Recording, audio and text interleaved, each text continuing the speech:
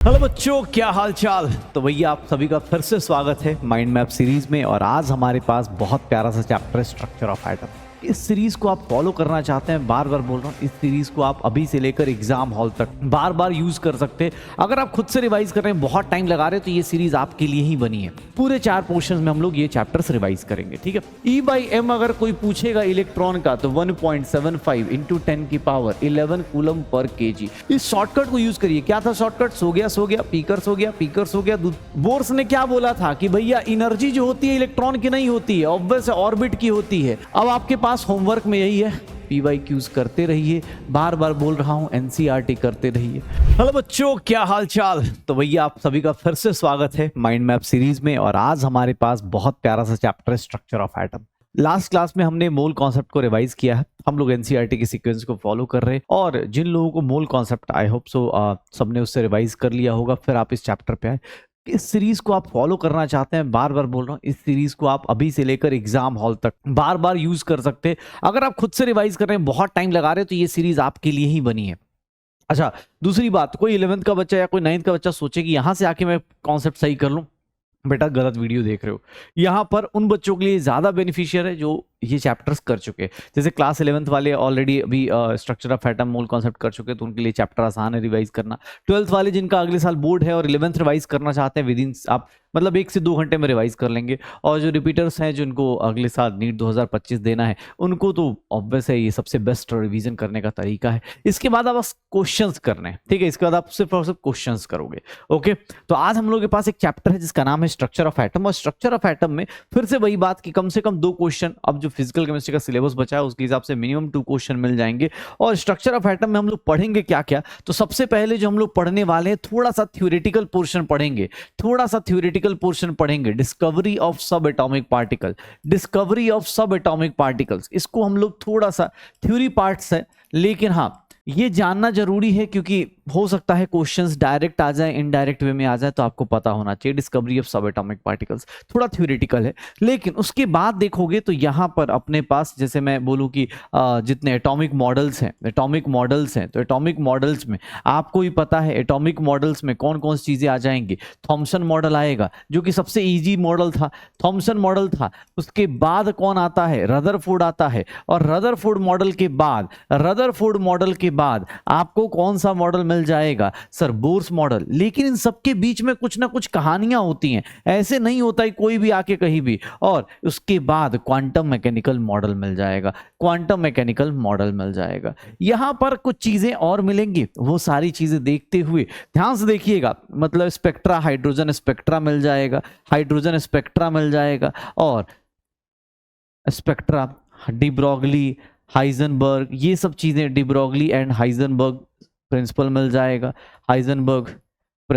जाएगा। तो ये हमारा पूरा का पूरा चैप्टर, अगर हम 4 पार्ट में डिवाइड करें तो ये हमारा चैप्टर डिवाइड होगा। एंड लास्ट वन इज आप क्वांटम नंबर्स। ये हम लोगों के पास टोटल 4 पोर्शन में पूरा चैप्टर हम लोग रिवाइज करेंगे, ठीक है। पूरे 4 पोर्शन में हम लोग ये चैप्टर्स रिवाइज करेंगे, ठीक है।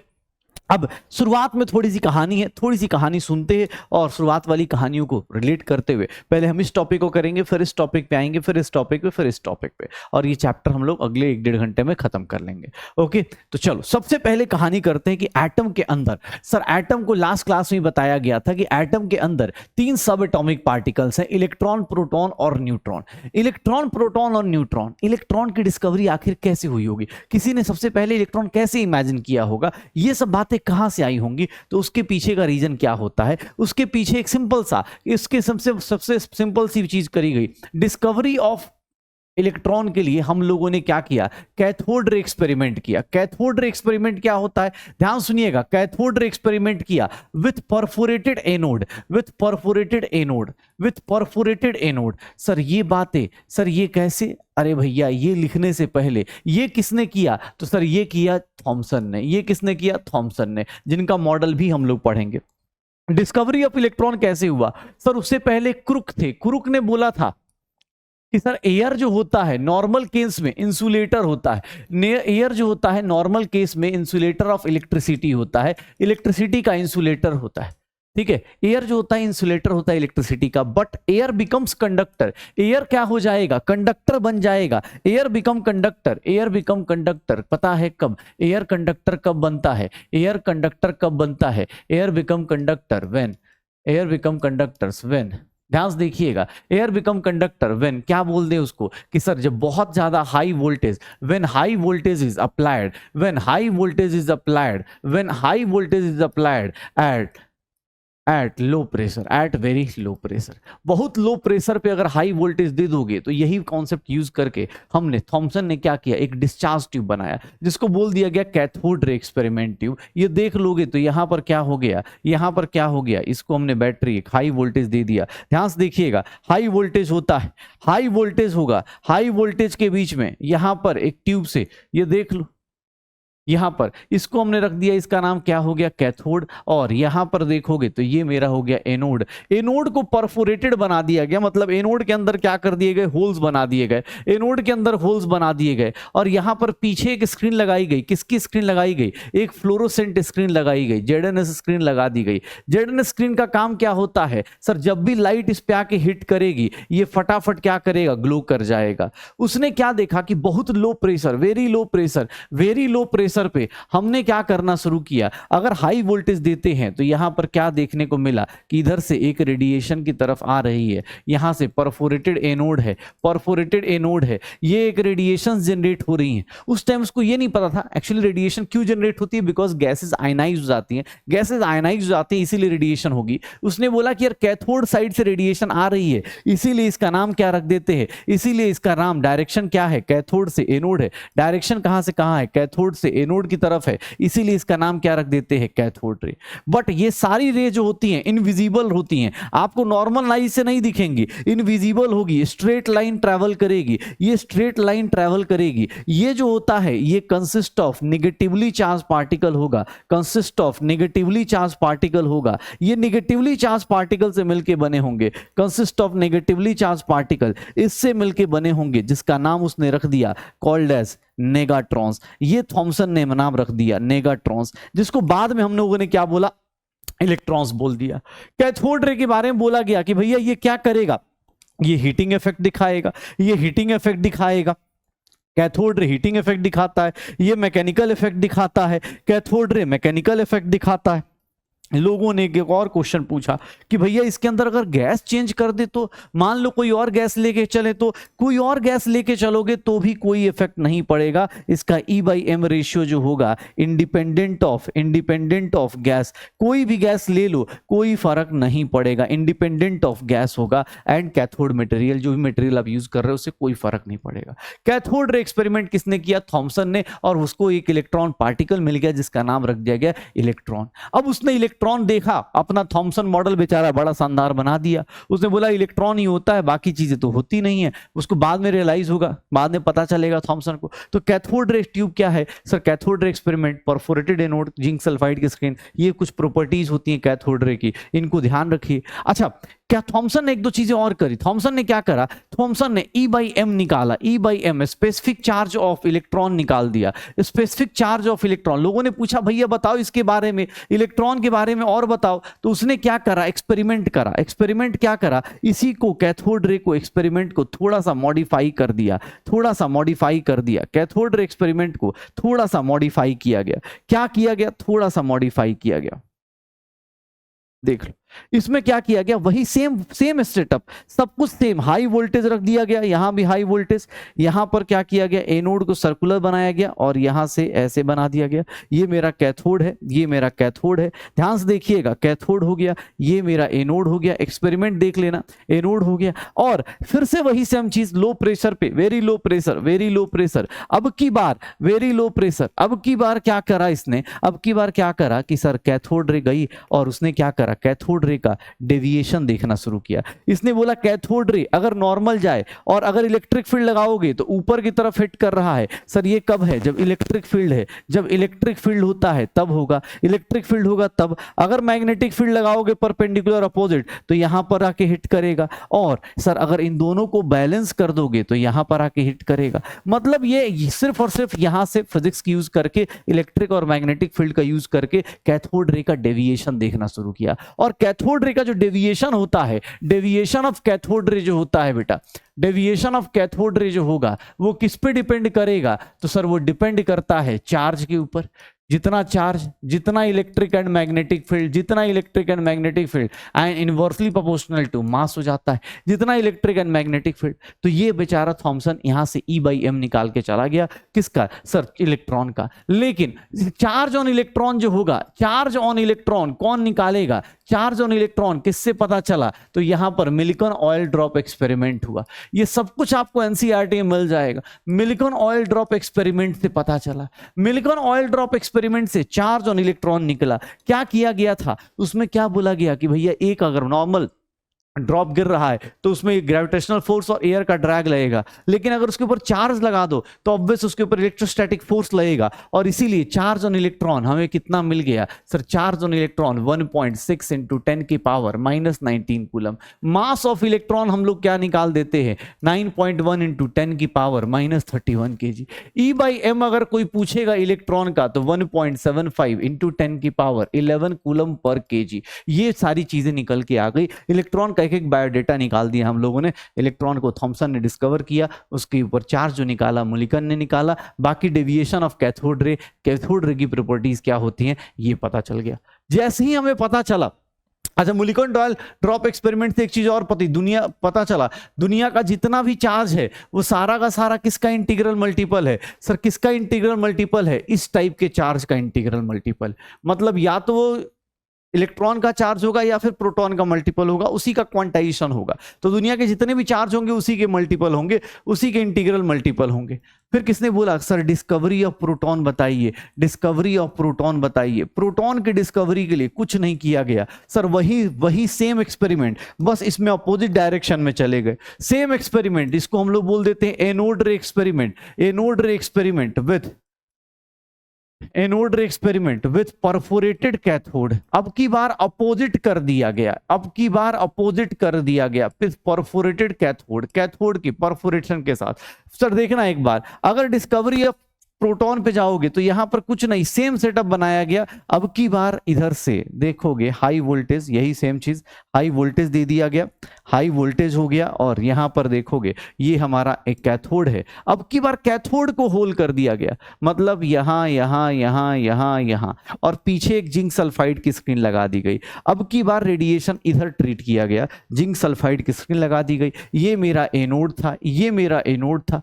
उसके हिसाब से देखो एक्चुअली होता क्या है, बहुत लो प्रेशर पे, वेरी लो प्रेशर पे क्या होता है, गैसेस आयनाइज होती हैं, गैसेस आयनाइज होती हैं। तो गैसेस इलेक्ट्रॉन एमिट करेंगी और प्रोटॉन देंगी। तो यहां पर क्या हो जाएगा, इलेक्ट्रॉन कैथोड साइड डायरेक्शन में जाएगा और जो पॉजिटिव चार्ज है वो किस साइड जाएगा, एनोड साइड। तो एनोड रे मिल गई। एनोड रे को ही हम लोग क्या बोल देते हैं, एनोड रे को ही हम लोग नाम देते हैं कैनाल रे बोल देते हैं। एनोड रे का नाम क्या रख देते हैं, कैनाल रे। इसकी भी प्रॉपर्टीज वैसी ही हैं, ये भी इनविजिबल है, ये भी इनविजिबल है, ये भी इनविजिबल है, ये भी इनविजिबल है सर, ये भी स्ट्रेट लाइन ट्रैवल करता है, स्ट्रेट लाइन ट्रैवल करता है। और इसमें क्या होगा, consist of positively charge particle. ये किसका मिलके बना होगा, पॉजिटिवली चार्ज पार्टिकल का मिलके बना होगा, पॉजिटिवली चार्ज पार्टिकल का मिलके बना होगा। ठीक है, consist of positively charge particle. Sir यहां पर देखोगे E/m रेशियो जो होता है, E/m रेशियो, ये डिपेंड करता है किस गैस पे लिया जाता है, depends on nature of gas. किस पे डिपेंड करता है, गैस के ऊपर डिपेंड करता है। E/m रेशियो सबसे ज्यादा मैक्सिमम किसके लिए होगा, E/m रेशियो सबसे ज्यादा मैक्सिमम निकालना है तो वो किसके लिए होगा, हाइड्रोजन गैस के लिए होगा। अगर एनोड रे का निकालना चाहते हो फॉर एनोड रे तो हाइड्रोजन गैस के लिए आएगा, हाइड्रोजन गैस के लिए आ जाएगा। एनोड रे, कैनाल रे, ऐसे हम लोग देखते हैं। डिस्कवरी ऑफ प्रोटॉन ऐसा होता है, हो जाएगा। डिस्कवरी ऑफ न्यूट्रॉन निकालने गए तो डिस्कवरी ऑफ न्यूट्रॉन भैया बहुत सिंपल सा है। डिस्कवरी ऑफ न्यूट्रॉन किसने किया, तो डिस्कवरी ऑफ न्यूट्रॉन जो होगा सर वो जेम्स चैडविक करेगा। डिस्कवरी ऑफ न्यूट्रॉन कौन करेगा, जेम्स चैडविक करेगा। जेम्स चैडविक कर रहा होगा, जेम्स चैडविक करता है। क्या करता है, तो भैया डिस्कवरी ऑफ न्यूट्रॉन बहुत लेट हुआ क्योंकि ये न्यूट्रल था। देखो पॉजिटिव वाला नेगेटिव वाले के अपोजिट था, बट इसके केस में बेरिलियम एटम पे किसका बम्बार्डमेंट किया गया, bombarded with alpha particle, bombarded with alpha particle. इससे हमारा क्या आया, न्यूट्रॉन्स आया। इससे हमारा क्या आया, न्यूट्रॉन्स आया। अगर स्पेसिफिक चार्ज की बात की जाए तो अल्फा रेज और इन सब की बात कर लेते। ध्यान से देखिएगा, इलेक्ट्रॉन प्रोटॉन न्यूट्रॉन्स की बात करी तो स्पेसिफिक चार्ज का रेशियो अगर प्रोटॉन की बात की जाएगी तो प्रोटॉन का 10 की पावर 7 कूलम पर केजी के रेशियो में, या फिर मैं ऐसे बोल देता हूं E/m रेशियो अगर कोई पूछता है सबसे ज्यादा किसका होगा, इलेक्ट्रॉन का, फिर प्रोटॉन का, फिर न्यूट्रॉन का। न्यूट्रॉन का तो चार्ज ही नहीं है तो चार्ज अपॉन मास का कोई रेशियो, स्पेसिफिक चार्ज का रेशियो 0 आ जाएगा। तो electron proton neutron E/m ratio आ जाएगा। तीनों पार्टिकल्स डिस्कवर हो गए। तीनों पार्टिकल्स जब डिस्कवर हो गए, तीनों पार्टिकल्स जब डिस्कवर हुए तो यहीं पर अब छोटी छोटी चीजें आनी शुरू हुई। 3 particle electron proton neutron discover हो गए। उसके बाद हमारी जिंदगी में क्या आया, ध्यान सुनिएगा, एटॉमिक मॉडल्स। एटॉमिक मॉडल्स की बात करेंगे तो एटॉमिक मॉडल्स में देखोगे अपने पास तो एटॉमिक मॉडल्स में क्या आता है, सबसे पहले थॉमसन मॉडल आया। थॉमसन का मॉडल क्या कहता है, थॉमसन मॉडल क्या कहता है, ध्यान सुनना, थॉमसन मॉडल क्या कहता है कि भैया सारा का सारा जो एटम होता है वो पॉजिटिव स्फीयर होता है। एटम जो होता है वो पॉजिटिव स्फीयर होता है। एटम जो होता है वो पॉजिटिव स्फीयर होता है और उसके अंदर इलेक्ट्रॉन्स जो होते हैं एम्बेडेड होते हैं। इलेक्ट्रॉन्स जो होंगे एम्बेडेड होंगे ऐसे, इलेक्ट्रॉन्स जो होंगे ऐसे एम्बेडेड होते हैं, इलेक्ट्रॉन्स ऐसे एम्बेडेड होते हैं। थॉमसन मॉडल एक अच्छी बात करके गया, कौन सा, न्यूट्रलिटी ऑफ एटम की बात करके गया, न्यूट्रलिटी ऑफ एटम की बात करके गया। अच्छा, रेडियस ऑफ एटम बता के गया कि रेडियस ऑफ एटम कितना होगा, 10 की पावर -10 मीटर्स में। तो थॉमसन की कुछ अच्छी बातें थी। बेकार बात ये हो गई कि पॉजिटिव नेगेटिव साथ में बिठा दिया, ये गलत हो गया। फिर बोला गया सर थॉमसन के जस्ट बाद रदरफोर्ड नहीं आया था। थॉमसन की डिस्कवरी में क्या मिला था, कैथोड रे। और कैथोड रे को अगर आप हेवी मेटल से टकराते हो, कैथोड रे अगर हेवी मेटल से टकराएगा, कैथोड रे अगर हेवी मेटल से टकराता है तो ये क्या जनरेट करता है, ये क्या जनरेट करता है, ये जनरेट कर देता है एक्सरे। और एक्सरे किसने डिस्कवर किया था, रोएंटजन ने। इसके बाद क्या हुआ, लोगों ने एक्सरे के ऊपर, एक्सरे क्या है, पावरफुल है। एक्सरे क्या होता है, पावरफुल होता है। एक्सरे का यूज सबको पता होता है। तो इसके बाद लोगों ने रेडियो एक्टिविटी पे वर्क करना शुरू कर दिया। इसके बाद लोगों ने रेडियो एक्टिविटी पे वर्क करना शुरू कर दिया। एनसीईआरटी पढ़ेंगे आपको सब कुछ मिल जाएगा। रेडियो एक्टिविटी में क्या है सर, थ्योरियम, यूरेनियम, ये सब टाइप के एलिमेंट होते जो खुद को डिसइंटीग्रेट करते रहते हैं, खुद को तोड़ते रहते हैं। तो रेडियो एक्टिविटी में क्या मिलता है सर, अल्फा रेज मिलते हैं, अल्फा रेज मिलते हैं, बीटा रेज मिलते हैं और गामा रेज मिलते हैं। अल्फा रेज, बीटा रेज और गामा रेज हमारे पास आ जाते हैं। अल्फा रेज किसको बोलते हैं, अल्फा रे सर ये हीलियम के न्यूक्लियस को बोलते हैं। ये देख लो, हीलियम प्लस के न्यूक्लियस को बोला जाता है। इवन आप E/m रेशियो अल्फा का निकालने जाते हो तो 1/2 times E/m ratio of proton आ जाता है। प्रोटॉन का E/m रेशियो का आधा। बीटा रेज की बात करेंगे तो बीटा रेज जो होती हैं वो इलेक्ट्रॉन ही है, बस क्या होता है, इलेक्ट्रॉन का मास 1 होता है। सर बीटा रेज का स्पेसिफिक चार्ज बहुत ज्यादा हाई होता है, स्पेसिफिक चार्ज हाई होता है एंड दैट्स वाई मैक्सिमम होता है। इसीलिए maximum effect on photographic plate. Photographic plate पे इसका ज्यादा इफेक्ट मिलता है। फोटोग्राफिक प्लेट पे इसका ज्यादा इफेक्ट मिल जाता है। फोटोग्राफिक प्लेट पे सबसे ज्यादा इफेक्ट मिल जाता है। गामा रेज पे कोई चार्ज नहीं, लेकिन ये ज्यादा हार्मफुल होती है हमारे लिए, बॉडी के लिए, हमारी बॉडी के लिए हार्मफुल होती है। तो थॉमसन मॉडल की कहानी पता चली। थॉमसन ने एक्सरे, थॉमसन को कुछ नहीं पता, सिर्फ इलेक्ट्रॉन पता था, उसने अपना मॉडल दे दिया कि ऐसा ऐसा होता था। थॉमसन के जाने के बाद ये सारी कहानियां आई, अल्फा बीटा गामा आया। उसके बाद दूसरा मॉडल आया, that is known as Rutherford model. Rutherford model भैया ऐसे हल्के में नहीं आया। रदरफोर्ड मॉडल को हल्के मत लेना। रदरफोर्ड मॉडल एकदम न्यूक्लियर, इसको बोलते हैं प्लैनेटरी मॉडल बोल देते, प्लैनेटरी मॉडल बोल देते हैं। ये भैया इनको पता क्या चल गया, इनको प्लूटोन के बारे में पता चल गया।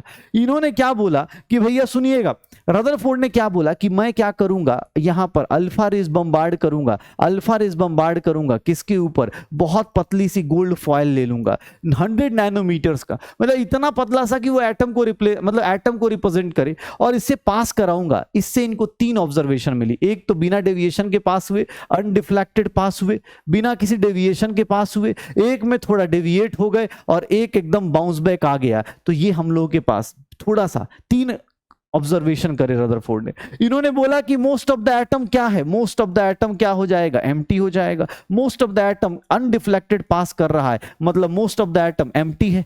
क्यों, क्योंकि सर खाली जा रहा है, तभी तो बिना किसी डेविएशन के पास हो जा रहा है। कुछ स्लाइटली डेविएट कर रहे हैं because there is a positive charge, there is a positively charge positively charge nucleus. इन्होंने न्यूक्लियस वर्ड खोज के लाया कि हाँ भाई न्यूक्लियस होता है। लोगों ने पूछा इलेक्ट्रॉन क्या करते हैं, तो इन्होंने बोला इलेक्ट्रॉन जो होते हैं वो रिवॉल्व करते हैं around the nucleus, around the nucleus. ये बात न्यू रदरफोर्ड ने बोल दी। ये 3 ऑब्जर्वेशन करा, इन तीनों ऑब्जर्वेशन के ऊपर एक अनडेविएटेड पास हुए तो बोला most of the atom empty है, थोड़ा सा डेविएट हुआ तो बोला कि भैया कुछ पार्ट पॉजिटिव पार्ट है जो अल्फा रेज को डेविएट कर रहा है, और कुछ अपने पास पूरा बाउंस बैक हो गए। 20,000 में से एक बाउंस बैक हो गए। उसने बोला यार बहुत छोटा सा एक साइज है, बहुत छोटा सा एक साइज है जो क्या कर रहा है, बाउंस बैक कर रहा है, और उसका नाम क्या रख दिया उसने, इलेक्ट्रॉन। उसका नाम क्या रख दिया, न्यूक्लियस रख दिया। उसका नाम क्या रख दिया, न्यूक्लियस रख दिया। और बंदा बहुत सिंपल सा था।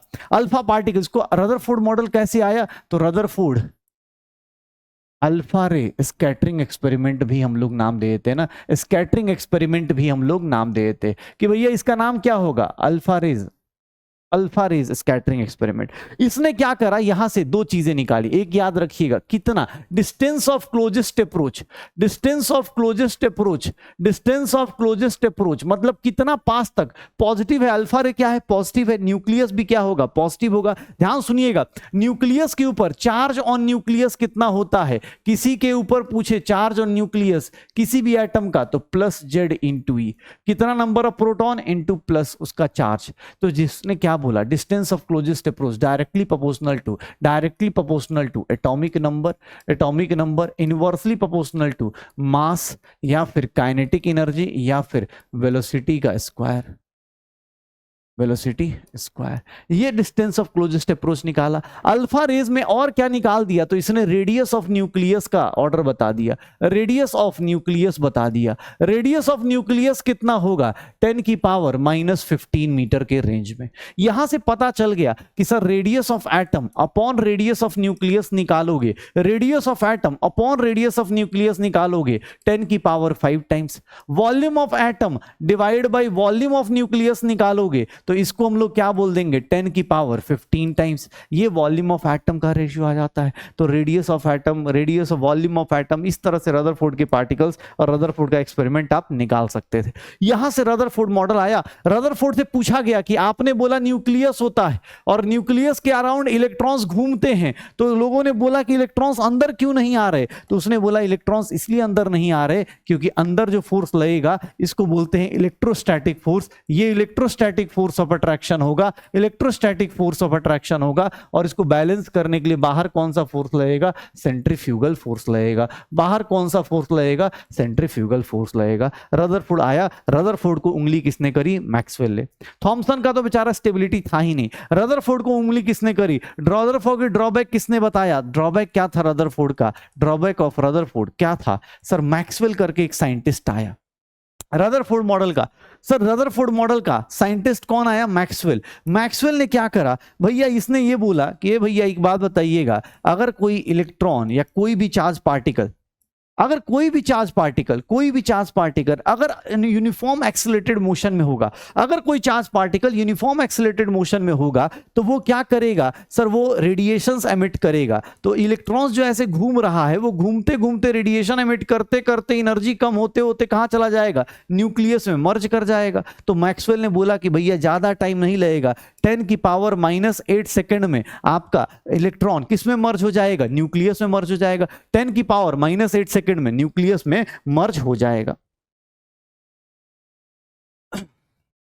भाई देखो अब यहां पर ड्रॉबैक क्या था कि ये रदरफोर्ड अपना मैक्सवेल बेचारा इसको लपेट के चला गया। इवन रदरफोर्ड की ना एक दो और गलतियां थी, जैसे हाइड्रोजन को उन्होंने हाइड्रोजन स्पेक्ट्रा को कंटिन्यूअस बता दिया था, बट रियलिटी में हाइड्रोजन स्पेक्ट्रा डिसकंटिन्यूअस होता है। अभी धीरे धीरे हम आगे जानेंगे। तो रदरफोर्ड के जाने के बाद क्या हुआ, रदरफोर्ड के जाने के बाद बोर्स मॉडल डायरेक्ट नहीं आया, फिर से कुछ बीच में कहानी आई। जैसे थॉमसन के बाद रदरफोर्ड नहीं आया, वैसे ही रदरफोर्ड के जाने के बाद डायरेक्ट हमारे पास कौन नहीं आया, बोर्स नहीं आया। बीच में कौन आया, तो बीच में अब कुछ कुछ चीजें आ गई। कौन सी, इलेक्ट्रोमैग्नेटिक रेडिएशन, इलेक्ट्रोमैग्नेटिक वेव्स आ गई। इलेक्ट्रोमैग्नेटिक वेव्स क्या होती हैं, सर कोई भी वेव होती है उसके अंदर 2-3 चीजें फीचर्स एडेड होती हैं। अगर देखोगे तो एक को बोलते हैं वेवलेंथ, वेवलेंथ को फ्रीक्वेंसी से अगर मल्टीप्लाई करते हो तो आपको वेलोसिटी मिल जाती है, वेलोसिटी मिल जाती है। ये क्या है? वेवलेंथ है। वेवलेंथ हो गया, वेवलेंथ को किससे मल्टीप्लाई कर दो? फ्रीक्वेंसी से मल्टीप्लाई कर दो तो ये क्या मिल जाता है आपको? वेलोसिटी। लेकिन सर स्पीड ऑफ लाइट हो जाती है किसकी? वेलोसिटी ऑफ ईएम वेव अगर देखोगे तो ईएम वेव की जो वेलोसिटी होती है वो किसके बराबर होती है? स्पीड ऑफ लाइट के बराबर होती है, स्पीड ऑफ लाइट के बराबर हो जाती है। मतलब सी लिख देते हैं, स्पीड ऑफ लाइट 3 × 10⁸ मीटर पर सेकेंड, ये हो जाता है। तो मतलब frequency into lambda is equals to C. अब ये कांस्टेंट है तो फ्रीक्वेंसी और लेमडा एक दूसरे के इनवर्सली प्रोपोर्शनल होंगे, एक दूसरे के इनवर्सली प्रोपोर्शनल होंगे, ऐसा ग्राफ हो जाएगा। तो फ्रीक्वेंसी दी है तो लेमडा निकाल दो, लेमडा दिया है तो फ्रीक्वेंसी निकाल दो, इस फॉर्मूले पे ऐसे ही निकल जाएगा। ये हमारा इलेक्ट्रोमैग्नेटिक वेव है। इलेक्ट्रोमैग्नेटिक वेव ऐसी वेव्स होती है ना जिनके परपेंडिकुलर होता है electric field and magnetic field, इनके परपेंडिकुलर चलता है। इलेक्ट्रिक और मैग्नेटिक फील्ड इनके परपेंडिकुलर चलता है, कोई दिक्कत आती ही नहीं है। इलेक्ट्रोमैग्नेटिक वेव्स में बात करें तो यहां पर C is equals to nu into lambda लिख दिया। अब यहां पर अलग अलग तरीके की कहानियां आ जाती हैं। जैसे अब 1/λ को क्या लिख देते हैं? वेव नंबर लिख दिया जाता है। 1/λ को क्या लिखा जाता है? वेव नंबर लिख दिया जाता है। अगर मैं बात करूं 1/ फ्रीक्वेंसी को तो उसको टाइम पीरियड बोल दिया जाता है। इसको क्या बोल दिया जाता है? टाइम पीरियड बोल दिया जाता है। तो ये सारी चीजें हमें करने के बाद, ये सारी चीजें कर ली हमने।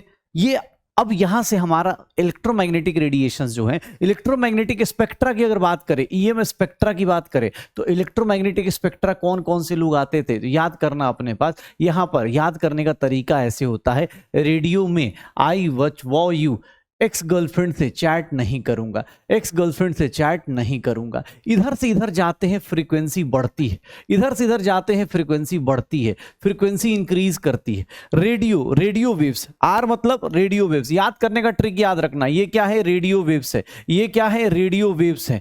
ये क्या है? माइक्रोवेव्स है। ये क्या है? माइक्रोवेव्स है। और इसके बारे में बात करें तो ये क्या है? इंफ्रारेड हो जाएगा। इंफ्रारेड होगा जो हमारे रिमोट्स में होता है। ये विजिबल लाइट होती है, ये विजिबल लाइट होती है। ये अल्ट्रावायलेट होता है, अल्ट्रावायलेट हो जाता है।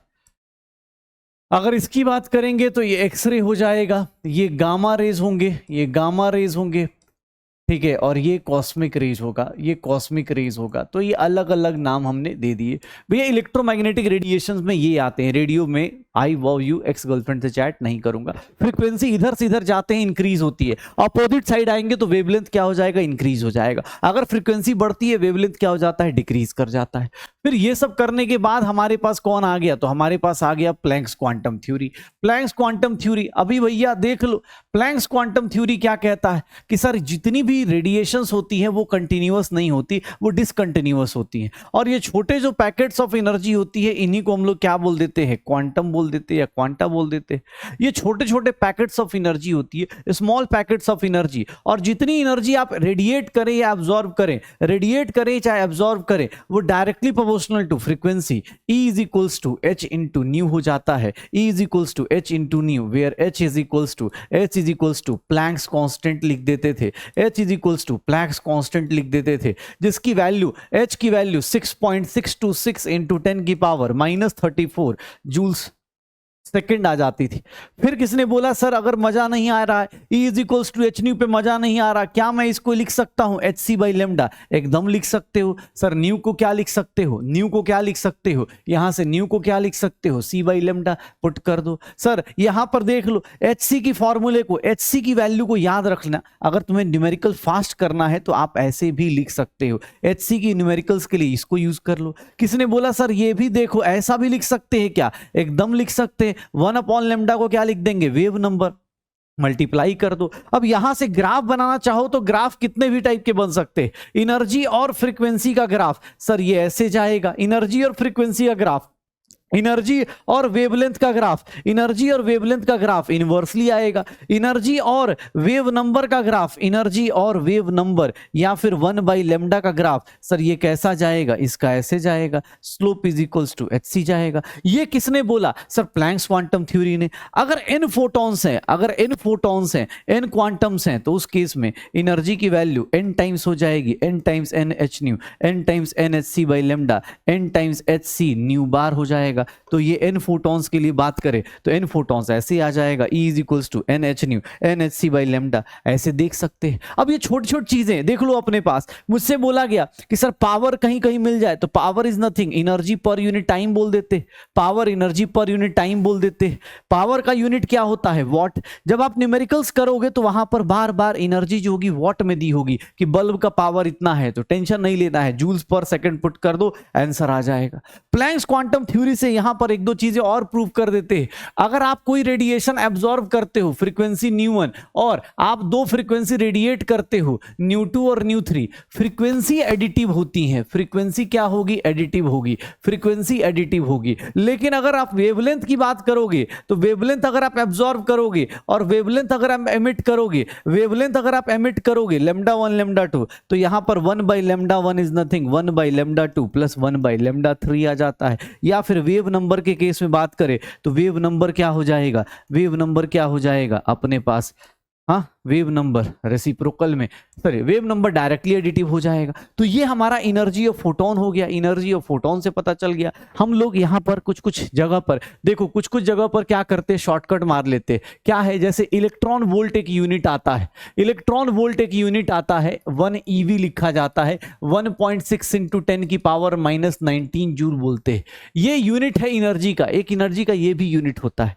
इससे आप चाहें तो एनर्जी को इलेक्ट्रॉन वोल्ट में लिखेंगे तो आप ऐसे भी लैम्डा निकाल सकते हैं जल्दी से जल्दी नैनोमीटर में, या फिर ऐसे भी लिख सकते हैं लैम्डा एंगस्ट्रॉम में लिख सकते हैं। तो ये छोटी छोटी बातें आप लिख सकते हो, लैम्डा नैनोमीटर एंगस्ट्रॉम में ऐसे भी निकल जाता है। अगर इलेक्ट्रॉन एनर्जी इलेक्ट्रॉन वोल्ट में है तो आप लैम्डा की कैलकुलेशन डायरेक्ट भी कर सकते हो। ये प्लैंक्स क्वांटम थ्योरी हो गई।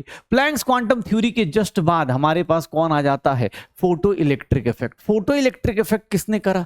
सर ये एक्सपेरिमेंट करा किसने? हर्ट्ज ने किया था। हर्ट्ज ने क्या बोला था कि भैया मेटालिक सरफेस है, अगर किसी मेटालिक सरफेस की बात करोगे, अगर किसी मेटालिक सरफेस की बात करोगे तो मेटालिक सरफेस पे एक रेडिएशन आएगी जिसकी एनर्जी या जिसकी फ्रीक्वेंसी सुटेबल फ्रीक्वेंसी की होनी चाहिए। अब वो सुटेबल फ्रीक्वेंसी कौन सी होनी चाहिए? ये कौन एक्सप्लेन करता है? आइंस्टाइन एक्सप्लेन करता है। वो कौन सी रेडिएशन कितनी होनी चाहिए, वो कैसे होगा? थ्रेशोल्ड एनर्जी एब्जॉर्ब करता है और वर्क फंक्शन बोल देते हैं। इसको क्या बोल देते हैं? वर्क फंक्शन बोल देते हैं। सर एक पार्टिकुलर सुटेबल फ्रीक्वेंसी की लाइट आनी चाहिए, उससे क्या होता है? इलेक्ट्रॉन्स बाहर निकलते हैं और इसी इफेक्ट को क्या बोल दिया गया? Photo electric effect. फोटोन से, लाइट से इलेक्ट्रिसिटी जनरेट करा, फोटोन आया उससे इलेक्ट्रॉन मूव करा, इलेक्ट्रिसिटी जनरेट हुई, फोटो इलेक्ट्रिक इफेक्ट। किसने करा? हर्ट्ज ने। लेकिन आइंस्टाइन ने इसको एक्सपेरिमेंटली प्रूव किया कि आने वाली एनर्जी जो होगी, इंसिडेंट एनर्जी जो होगी, इंसिडेंट एनर्जी इज नथिंग, क्या हो रही है सर? जो उसकी थ्रेशोल्ड है, मतलब वो अपनी औकात जितनी उसको रोक सकता है वो रोकेगा, प्लस काइनेटिक एनर्जी होगा। तो ध्यान से देख लो, आपको अगर फोटो इलेक्ट्रिक इफेक्ट दिखाना है, फोटो इलेक्ट्रिक इफेक्ट अगर आप ऑब्जर्व करना चाहते हो, फोटो इलेक्ट्रिक इफेक्ट तभी ऑब्जर्व हो सकता है सर, ऑब्जर्व्ड व्हेन। क्या हो सकता है? Observed when. ध्यान सुनिएगा, ऑब्जर्व्ड व्हेन, ध्यान से देखना। पहली चीज, आने वाली energy, incident energy, incident energy, आने वाली एनर्जी किससे ज्यादा हो? थ्रेशोल्ड से ज्यादा हो, तभी वो इलेक्ट्रॉन को बाहर निकाल पाएगा, तभी वो इलेक्ट्रॉन को बाहर निकाल पाएगा। थ्रेशोल्ड से ज्यादा हो।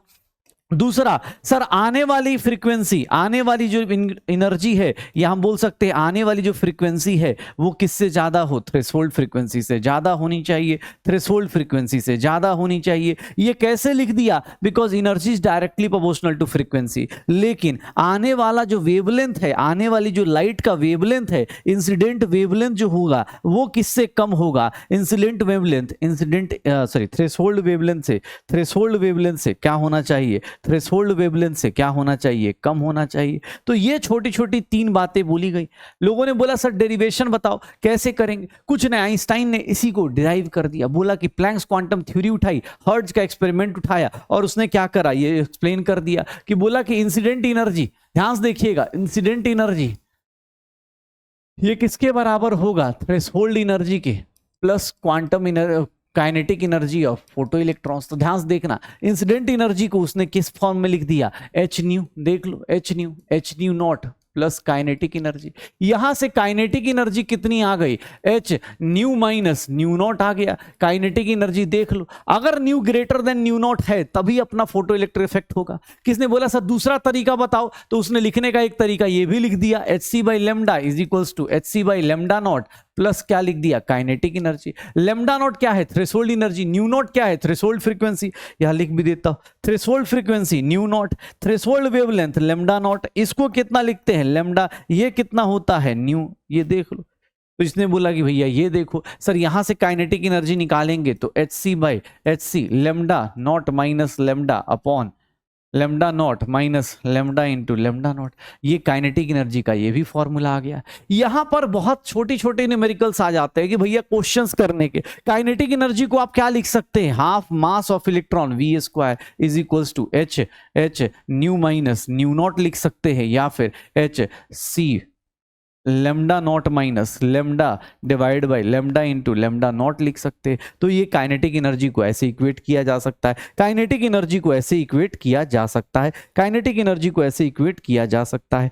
जो वर्क फंक्शन होता है, आप कोई ग्राफ पूछ दे, देख लो ग्राफ पूछ दे, काइनेटिक एनर्जी वर्सेस फ्रीक्वेंसी का, काइनेटिक एनर्जी वर्सेस फ्रीक्वेंसी का, काइनेटिक एनर्जी वर्सेस फ्रीक्वेंसी का, तो याद रखिएगा काइनेटिक एनर्जी क्या था, H nu minus H new not था ना।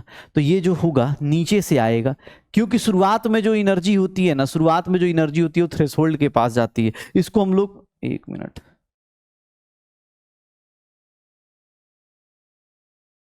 ये देखो नीचे की जो एनर्जी होगी वहां पर काइनेटिक एनर्जी निगेटिव होगी। काइनेटिक एनर्जी निगेटिव कोई लॉजिक नहीं है। ग्राफ कैसा होगा, ऐसे काइनेटिक एनर्जी वर्सेस इसका बनाएंगे, स्लोप कितना हो जाएगा, स्लोप इज नथिंग H हो जाएगा, और ये जो इंटरसेप्ट है ये H न्यू नॉट है, H न्यू नॉट है थ्रेशोल्ड एनर्जी की।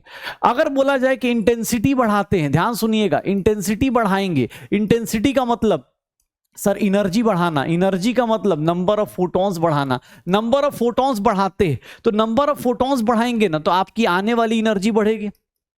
सर एक फोटोन से एक ही फोटो इलेक्ट्रॉन निकलता है, ये रूल आइंस्टाइन ने बोला कि एक फोटोन एक ही फोटो इलेक्ट्रॉन निकालेगा, ऐसा नहीं 10 लोग मिलके एक को निकाल दे, ऐसा नहीं होगा। तो इसने बोला कि सर एक फोटोन एक के लिए, तो सबके लिए ऑब्वियस है n टाइम्स काइनेटिक एनर्जी आ जाएगी, n कैंसिल आउट, अभी भी काइनेटिक एनर्जी कितनी रही, H, काइनेटिक एनर्जी कितनी रही, H nu minus nu not रहा। तो उसने बोला यार काइनेटिक एनर्जी इंटेंसिटी बढ़ाएंगे ना तो नंबर ऑफ फोटॉन्स बढ़ेंगे, नंबर ऑफ फोटो इलेक्ट्रॉन्स बढ़ जाएंगे, मतलब फोटो इलेक्ट्रॉन्स ज्यादा से ज्यादा बाहर निकलेंगे, जितने फोटॉन्स उतने फोटो इलेक्ट्रॉन्स, मतलब फोटो इलेक्ट्रिक करंट बढ़ जाएगा, फोटो इलेक्ट्रिक करंट बढ़ जाएगा, फोटो इलेक्ट्रिक करंट इंक्रीज होगा, बट कोई इफेक्ट नहीं होगा, किसके ऊपर कोई इफेक्ट नहीं होगा, no effect on kinetic energy, kinetic energy पे कोई इफेक्ट नहीं होगा। इंटेंसिटी बढ़ाओगे काइनेटिक एनर्जी पे कोई फर्क नहीं पड़ता। तो ये फोटो इलेक्ट्रिक इफेक्ट की बातें हो गई कि फोटो इलेक्ट्रिक इफेक्ट ऐसा होता है। और यहीं पर एक वर्ड आता है that is known as stopping potential, कि जो इलेक्ट्रॉन निकला उसको रोकने के लिए सर कौन सा पोटेंशियल कितना निकालेंगे, तो स्टॉपिंग पोटेंशियल का फॉर्मूला होता है kinetic energy upon charge on electron, electron के चार्ज से डिवाइड कर दो, स्टॉपिंग पोटेंशियल आ जाता है। तो अब देखो रदरफोर्ड के आने के जस्ट बाद सर बोर्स नहीं आया था, बोर्स के आने से पहले ये सारी कहानियां हुई, ये सारे डीवल नेचर की बातें हुई। फिर हमारे पास कौन आया, बोर्स मॉडल आया। बोर्स मॉडल क्या है, तो सर बोर्स मॉडल सबसे पहली बात सर यही इसका फायदा है और यही इसकी लिमिटेशन है कि ये किसके लिए वैलिड है, valid only for one electron system, एक इलेक्ट्रॉन सिस्टम के लिए वैलिड है, वन इलेक्ट्रॉन सिस्टम। जिस एटम या जिस आयन के पास एक इलेक्ट्रॉन है उसी के लिए वैलिड होगा। क्यों, क्योंकि भैया इसकी कहानी अलग है। इसने बोला कि इसके कुछ पोस्टुलेट्स हैं, इसने बोला कि भैया एक काम करो, मैं जो अपने पास रदरफोर्ड ने बोला था कि sir electrostatic force of attraction, अगर न्यूक्लियस और इलेक्ट्रॉन के बीच का इलेक्ट्रोस्टैटिक फोर्स ऑफ अट्रैक्शन को देखेंगे तो वो किसके बराबर होगा, mv²/r के, सेंट्रीफ्यूगल फोर्स के। ये कुछ पोस्टुलेट ले लिए, एक तुक्का और मारा, एंगुलर मोमेंटम जो होगा वो हमेशा इंटीग्रल मल्टीपल होगा nh/2π के, एंगुलर मोमेंटम जो होगा इंटीग्रल मल्टीपल होगा nh/2π के, where n is number of orbit, जहां पे आप देखेंगे n is what, number of n is 1 2 3 dash dash dash dash number of orbit. फिर क्या बोला कि सर इलेक्ट्रॉन जो होते हैं वो किसमें होते हैं, ऑर्बिट्स। इलेक्ट्रॉन की एनर्जी नहीं होती, electrons have energy equal energy due to energy of orbit. जो एनर्जी होती है ना वो ऑर्बिट की होती है, जिस ऑर्बिट में रहेगा वही उसकी एनर्जी हो जाएगी।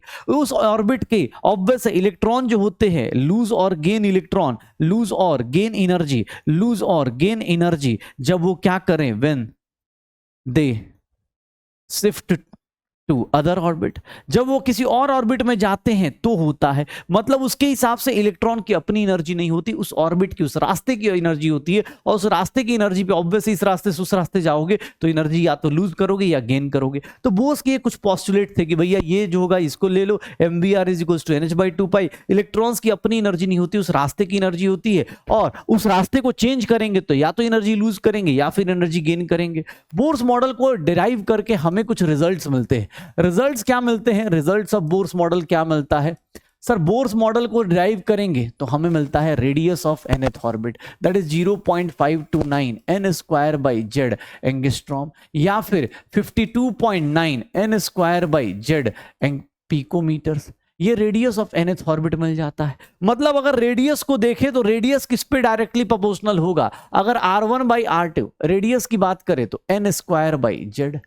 ध्यान से देख लो, अगर रेडियस का रेशियो लेना चाहते हो r1/r2 तो n1 का स्क्वायर अपॉन n2 का स्क्वायर z2/z1 लिख दें, क्योंकि n के डायरेक्टली प्रोपोर्शनल है, z के इनवर्सली प्रोपोर्शनल है। अगर कोई बोलेगा ऑर्बिट सेम है तो ये हटा दो सर, अगर कोई बोलेगा z सेम है तो ये हटा दो सर, निकाल दो। रेडियस किस पे डिपेंड करता है? n²/z पे। ये जितना भी फॉर्मूला लिख रहे हैं 2.18 10⁶ z/n मीटर पर सेकेंड, ये हमारा ये आ जाएगा। इसमें देखोगे तो वेलोसिटी जो होगी ये डायरेक्टली प्रोपोर्शनल टू z/n। यहां पर देखोगे v1/v2 z1/z2 n1/n2/n1, जो रेसिप्रोकल है उसका रेशियो अपोजिट आएगा, उसका रेसिप्रोकल होगा उसका रेशियो अपोजिट आएगा, उसका रेशियो अपोजिट आ जाएगा, हो जाएगा। अब किस तरह से देख लो, अब कोई बोले सरकमफ्रेंस बताओ तो सरकमफ्रेंस का क्या हो जाएगा? सरकमफ्रेंस किसके बराबर होता है? 2πr। तो सरकमफ्रेंस का रेशियो जो होगा, सरकमफ्रेंस का जो रेशियो होगा वो भी सरकमफ्रेंस जो होगा directly proportional to radius of nth orbit n²/z।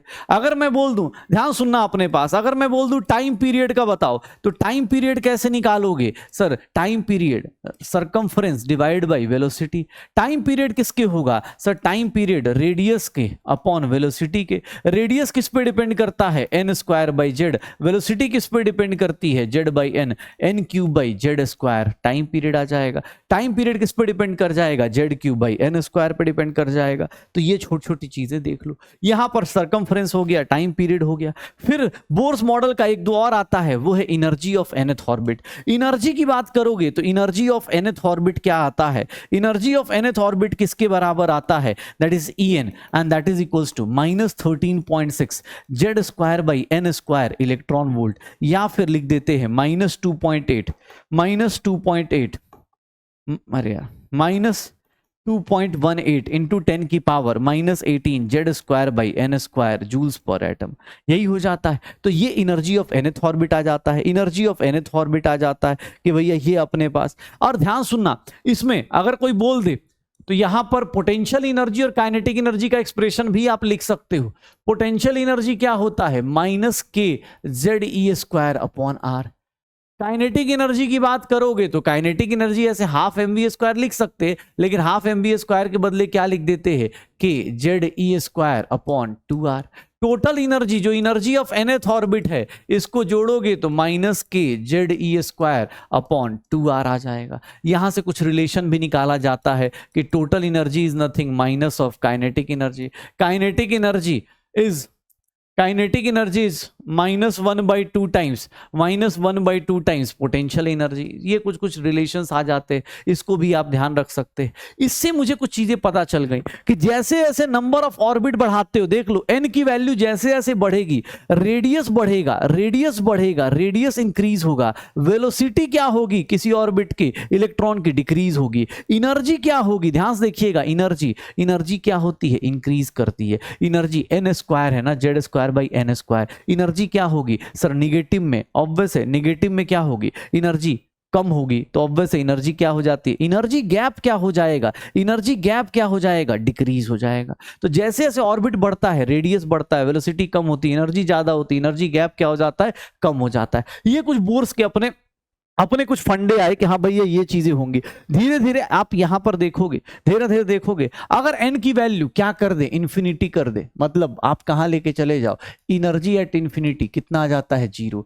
Sir इसी को बोल देते हैं कि सबसे हाईएस्ट एनर्जी, सबसे हाईएस्ट एनर्जी, मतलब सबसे हाईएस्ट एनर्जी किसी इलेक्ट्रॉन की आएगी तो कितनी आ जाएगी, 0 आ जाएगी, सबसे हाईएस्ट एनर्जी। यहीं पर हम लोग बता भी देते कि सर आयनाइजेशन एनर्जी क्या होती है, किसी को भी उठा के ले जाओ कहां पर, इन्फिनिटी पे। आयनाइजेशन एनर्जी का फॉर्मूला जस्ट एनर्जी के अपोजिट, जस्ट एनर्जी के अपोजिट लिख दो, जो एनर्जी का फॉर्मूला था, जो एनर्जी का फॉर्मूला था उसके जस्ट अपोजिट लिख दो।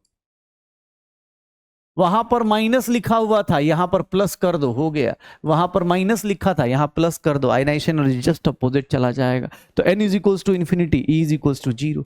यहां से कहां शुरू, कहानी शुरू होती है, यहां से देखो। अब बात करते हैं हाइड्रोजन एटम की, जिसके ऊपर आपने बोर्स मॉडल पढ़ा। बोर्स मॉडल क्या कहता है, देखना, n इज इक्वल्स टू 1 करेंगे तो एनर्जी कितनी होगी, -13.6 electron volt. n is equals to 2 करेंगे, एनर्जी कितनी होगी, -3.4 electron volt. n is equals to 3 करेंगे, -1.51 electron volt. n is equals to 4 करेंगे sir, -0.85 electron volt. n is equals to 5 करेंगे सर, -0.51 इलेक्ट्रॉन वोल्ट। ऐसे करके आंसर आता चला जाएगा, -0.84। n इज इक्वल्स टू, ऐसे करते चले जाओ, n is equals to infinity हो जाएगा, ये 0 हो जाएगा, एनर्जी क्या हो जाएगी, 0। जैसे जैसे नंबर ऑफ ऑर्बिट बढ़ रहा है हाइड्रोजन एटम में, देखो वैल्यू ऑफ एनर्जी क्या हो रही है, इंक्रीज कर रही है। मैग्नीट्यूड मत देखना, साइन के साथ देखो, वैल्यू क्या हो रही है, इंक्रीज कर रही है। एक बात बताओ, एक लोअर एनर्जी लेवल है, बोर्स ने क्या बोला था कि भैया एनर्जी जो होती है इलेक्ट्रॉन की नहीं होती है, ऑब्वियस ऑर्बिट की होती है, ये ध्यान सुनिए।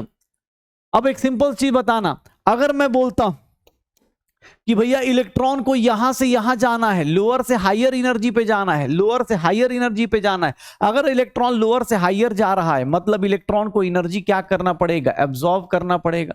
तो यहां पर जो स्पेक्ट्रा आता है उसी को बोल देते हैं एब्जॉर्प्शन स्पेक्ट्रा।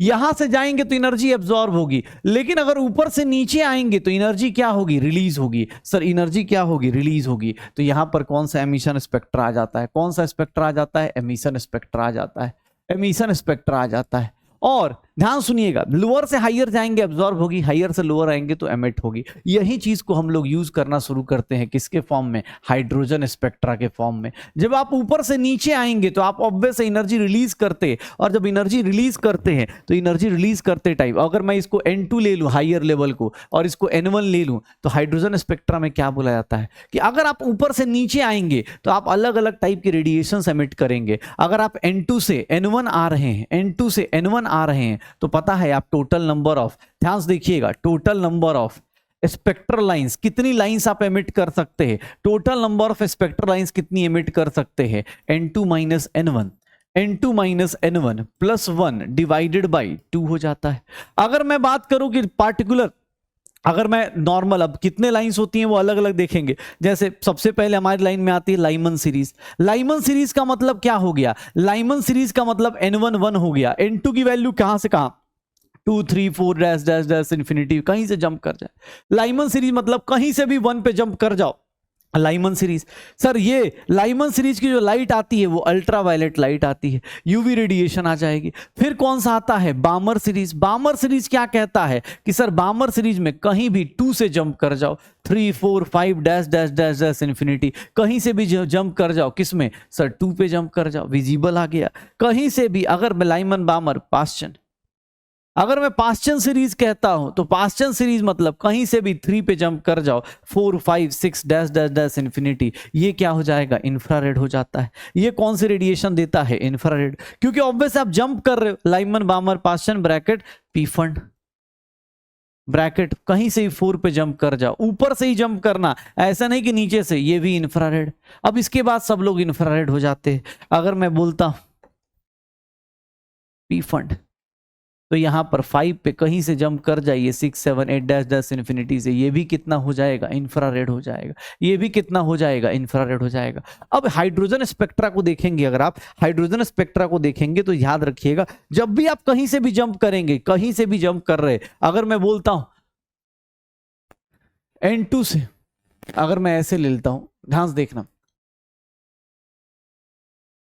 अगर n is equals to infinity है और यहाँ पर ऐसे ऐसे, अब थोड़ा पास पास बना देता हूँ, n is equals to 1, n is equals to 2, n is equals to 3, n is equals to 4, n is equals to 5, n is equals to 6, ऐसे डैश डैश डैश अब ऊपर तक चले जाइए, इन्फिनिटी तक पहुंच जाएंगे। आप कहीं से भी डायरेक्ट जंप करते, कहां पर, कहीं से भी डायरेक्ट जंप अगर 1 पे करते, कहीं से भी डायरेक्टली जंप अगर आप 1 पे करते, तो डायरेक्टली जब जंप करेंगे तो ये कौन सा सीरीज होगा, लाइमन होगा। ये कौन सा सीरीज होगा, लाइमन होगा। कहीं से भी आप 2 पे जंप करते, कहीं से भी आप 2 पे जंप करते, किधर भी साइड से 2 पे जंप करेंगे तो ये कौन सा होगा, बामर होगा। ये कौन सा होगा, बामर होगा। कहीं से भी आप 3 पे जंप करते, कहीं से भी आप 3 पे जंप करते तो ये कौन सा जंप होगा, पास्चन होगा। ये कौन सा होगा, पास्चन। कहीं से भी आप 4 पे जंप करेंगे, 4 पे जंप करेंगे तो ये कौन सा होगा, ब्रैकेट होगा। और कहीं से भी आप 5 पे जंप करेंगे तो इसको क्या बोल देंगे, पी फंड बोल देंगे। यहां पर 2-3 टाइप के कॉन्सेप्ट पूछे जाते हैं। एक कॉन्सेप्ट, पहली लाइन किसी भी का भी, लाइमन के लिए 1 है सर, लाइमन के लिए देखो पहली लाइन, या बोलते हैं ना फर्स्ट लाइन, या फिर बोला जाता है इसी को अल्फा लाइन, या फिर बोला जाता है इसको मैक्सिमम मिनिमम एनर्जी लाइन, क्योंकि सबसे छोटा गैप यहीं पर होगा। Minimum energy line, minimum frequency का लाइन, मिनिमम फ्रीक्वेंसी का लाइन, या फिर हम बोल सकते हैं मैक्सिमम वेवलेंथ। जहां मिनिमम फ्रीक्वेंसी है वहां मैक्सिमम वेवलेंथ होगा। सर फर्स्ट लाइन देखेंगे, अगर लाइमन के लिए प्लॉट करने जाएं, मतलब n1 पे आना है तो n1+1 जस्ट उसके ऊपर वाले से कर जंप करा दो, जस्ट उसके ऊपर। लाइमन के लिए क्या हो जाएगा, मिनिमम एनर्जी लाइन कौन सा, सबसे कम एनर्जी गैप यहां पे, इससे बड़ा एनर्जी गैप यहां, इससे बड़ा, तो सर 2 से 1 पे आ गए, सबसे कम एनर्जी। कोई बोले कि सर लास्ट लाइन या लिमिटिंग लाइन बता दो, लास्ट लाइन या फिर लिमिटिंग लाइन बता दो, किसी पार्टिकुलर सीरीज का लिमिटिंग लाइन बता दो, या फिर बोल देते हैं कि मैक्सिमम एनर्जी गैप बता दो, मैक्सिमम कहां से जंप कर सकते हो, मैक्सिमम फ्रीक्वेंसी बता दो, या फिर मिनिमम वेवलेंथ बता दो, तो उसके लिए कौन सी सीरीज होती है, कौन सी लाइन होगी, कहीं भी इन्फिनिटी से, कहीं से भी इन्फिनिटी से कहां जंप कर जाओ, n1 पे जंप कर जाओ। n1 क्या है, लाइमन के लिए n1 1 है, बामर के लिए 2 है, पास्चन के लिए 3 है, ब्रैकेट के लिए 4 है, पी फंड के लिए 5 है, हो गया लिमिटिंग लाइन, लास्ट लाइन। कोई बोले सेकंड लाइन के लिए क्या करोगे, सेकंड लाइन इसी को कभी कभी इसको अल्फा लाइन बोल देते हैं, तो ये क्या हो गया, बीटा लाइन बोल दिया जाता है। तो सेकंड लाइन का मतलब क्या हो गया, सर n1 पे जंप करना है तो उसके जस्ट 1 नहीं 2 ऊपर से जंप कर जाओ। कोई बोले थर्ड लाइन, तो थर्ड लाइन मतलब क्या हो गया, गामा लाइन बोला जाएगा। गामा लाइन मतलब कि सर उसके जस्ट n1 से 3 से जंप कर जाओ n1 पे, तो ऐसे करके बना दो।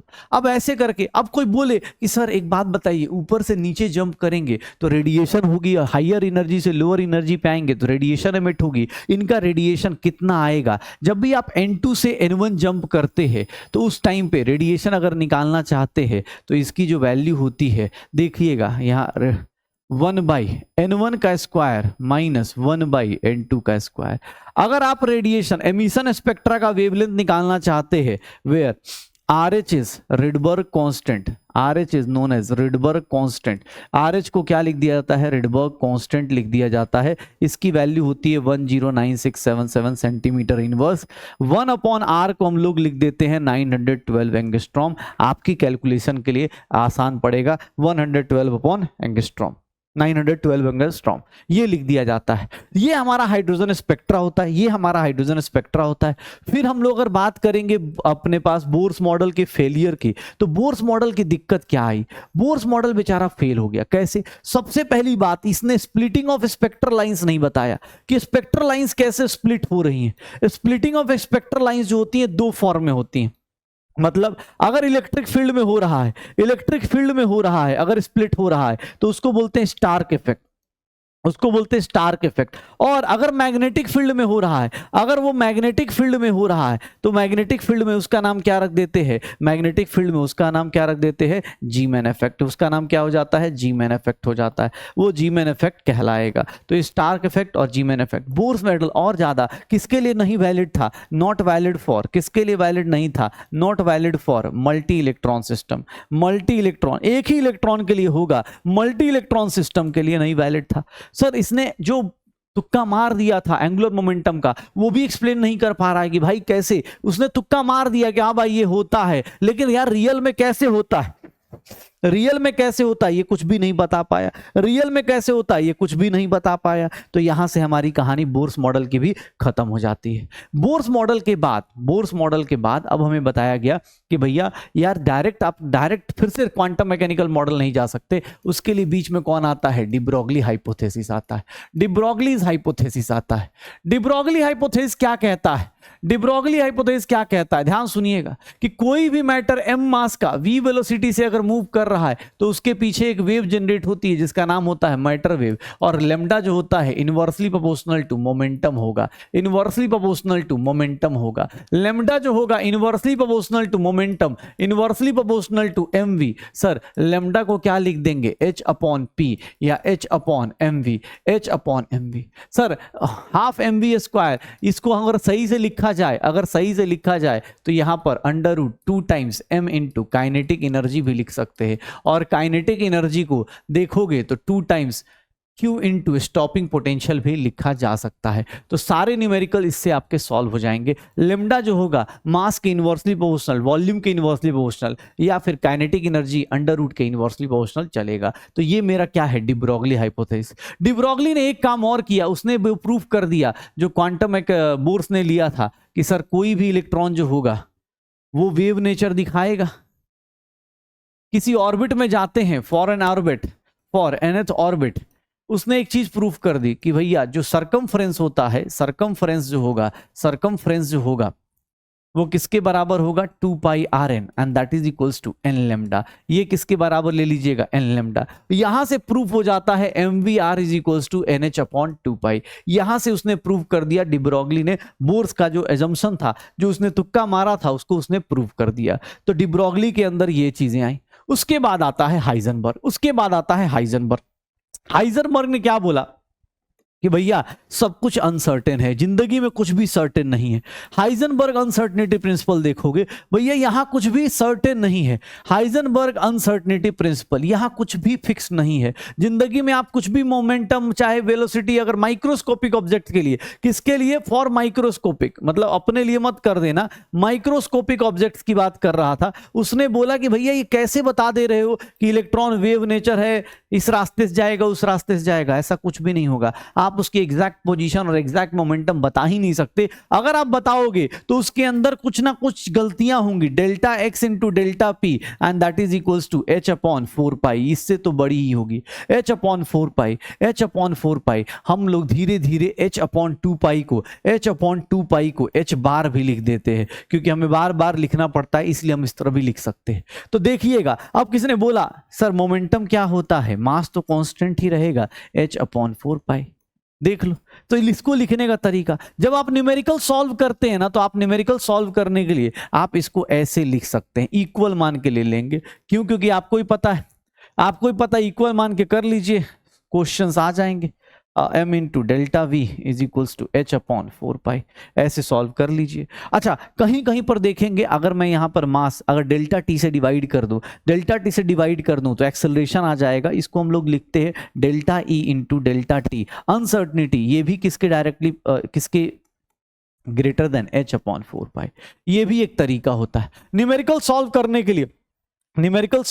के लिए। आप एनर्जी टाइम के हिसाब से भी सोच सकते हो, कोई दिक्कत नहीं आएगी। तो हाइजेनबर्ग सारे न्यूमेरिकल इससे सॉल्व हो जाएंगे। निकालते रहिए वेलोसिटी का अनसर्टेनिटी, डेल्टा भी मतलब uncertainty in velocity, uncertainty in position, uncertainty momentum, करते रहो। तो हाइजेनबर्ग के आने के बाद ना जिंदगी एकदम अलग हो गई, हम लोग की लाइफ एकदम पलट गई, क्योंकि हमने थॉमसन देखा था, रदरफोर्ड देखा था, बोर्स देखा था। हाइजेनबर्ग आया, उसने बोला भैया ऐसा कोई बोल ही नहीं सकता। क्यों, क्योंकि भैया ऐसे बता ही नहीं सकते कि इलेक्ट्रॉन किधर जा रहा है किधर नहीं जा रहा। इलेक्ट्रॉन के पास पार्टिकल नेचर भी है, वेव नेचर भी है। तो ऑब्वियस है आपको क्या करना पड़ेगा, इलेक्ट्रॉन को ऐसे नहीं मानना होगा। आप क्या करोगे, यहां पर हमारा मॉडल आता है, that is known as quantum mechanical model. Quantum mechanical model की शुरुआत कैसे होती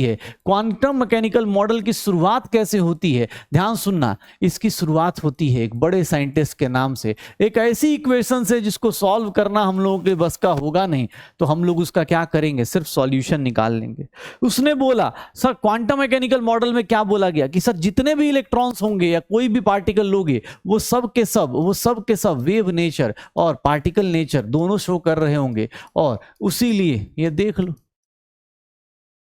सबका डबल डिफरेंशिएशन कर दिया गया, सबका डबल डिफरेंशिएशन कर दिया गया, H square E minus V psi is equals to 0। ये इक्वेशन लिख दिया गया जियर साई इज क्या, wave function of electron. Psi square की बात करेंगे तो साई स्क्वायर क्या बताता है, ध्यान सुनिएगा, प्रोबेबिलिटी डेंसिटी बताता है, ध्यान सुनना, प्रोबेबिलिटी डेंसिटी बताता है, किसकी, इलेक्ट्रॉन के मिलने की प्रोबेबिलिटी डेंसिटी। और साई स्क्वायर इंटू डीवी कर दोगे तो ये क्या बताएगा, प्रोबेबिलिटी बताता है, probability of finding an electron, probability of finding an electron. अगर किसी इलेक्ट्रॉन को मिलने की प्रोबेबिलिटी कितनी है, साई स्क्वायर डीवी से मिलेगा। साई क्या है, wave function, obvious electron move करेगा तो उसका अपना मैथमेटिकल फॉर्मूला होगा और उसके हिसाब से ई क्या है sir, where E is total energy,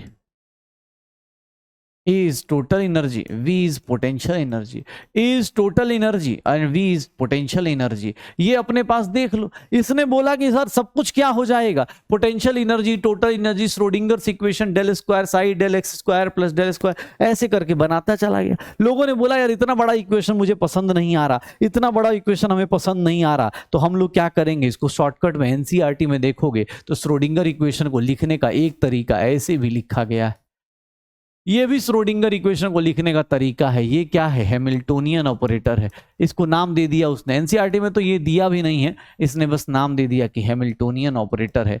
ये क्या करता है, इसका इस इक्वेशन को ऑब्वियस से सॉल्व कर नहीं पाएंगे आप, तो आपको कुछ नहीं करना, सॉल्यूशंस ऑफ श्रोडिंगर लेना है। मतलब इस इक्वेशन को सॉल्व करा गया, इस इक्वेशन को सॉल्व करा गया, सॉल्यूशंस निकाले गए श्रोडिंगर के, और यही सॉल्यूशंस जो होंगे हमारे काम आएंगे, सॉल्यूशंस ऑफ श्रोडिंगर्स इक्वेशन यही हमारे काम आएंगे। कैसे काम आएंगे, ध्यान से देखिएगा।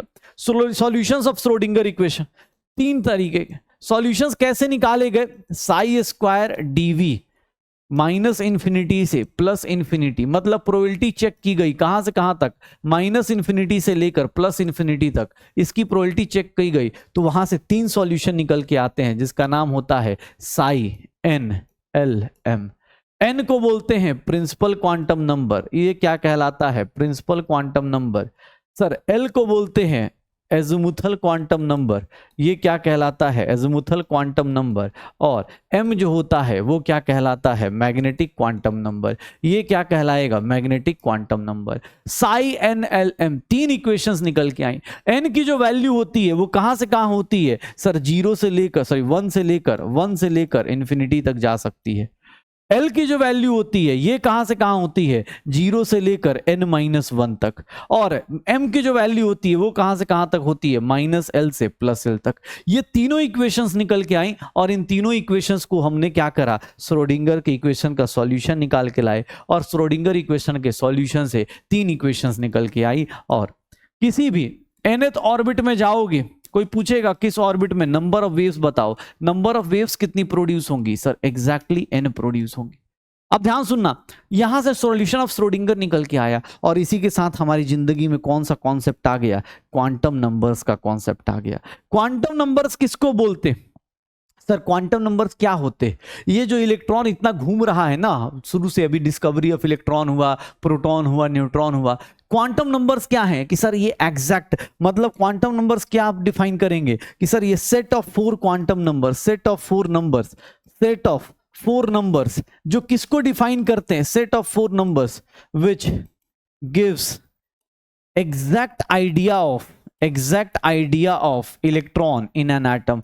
एक एटम में कहां पर इलेक्ट्रॉन होगा, कैसा होगा, वो सब कुछ बताएंगे। कौन से सेट ऑफ क्वांटम नंबर्स, तो पहला बोला जाता है प्रिंसिपल क्वांटम नंबर, एक को बोलते हैं प्रिंसिपल क्वांटम नंबर। कैसे रिप्रेजेंट करते हैं, एन से। इसकी वैल्यू जो होगी, वैल्यू ऑफ एन जो होगा वो कहां से कहां तक होगा सर, 1 से लेकर इंफिनिटी तक कहीं जा सकता है। प्रिंसिपल क्वांटम नंबर के बाद आता है एज़िमुथल क्वांटम नंबर, और एज़िमुथल क्वांटम नंबर की वैल्यू आप ऐसे किसी के लिए नहीं निकाल सकते, पार्टिकुलर ऑर्बिट में जाके for N given N, for principal quantum number value of L जो होती है, ये L की वैल्यू जो होगी वो कहाँ से कहाँ होगी, 0 से लेकर n-1 तक। और थर्ड वन जो हमने पढ़ा मैग्नेटिक क्वांटम नंबर, ये भैया देख लो इसकी वैल्यू इस पे डिपेंड करती है, ये इसके लिए डिफाइंड होता है। मैग्नेटिक क्वांटम नंबर सब अलग अलग नहीं डिफाइंड है, सबका सीक्वेंस है सर। फॉर गिवन L के लिए वैल्यू ऑफ m जो होता है वो कहां से कहां, -L से +L तक होता है।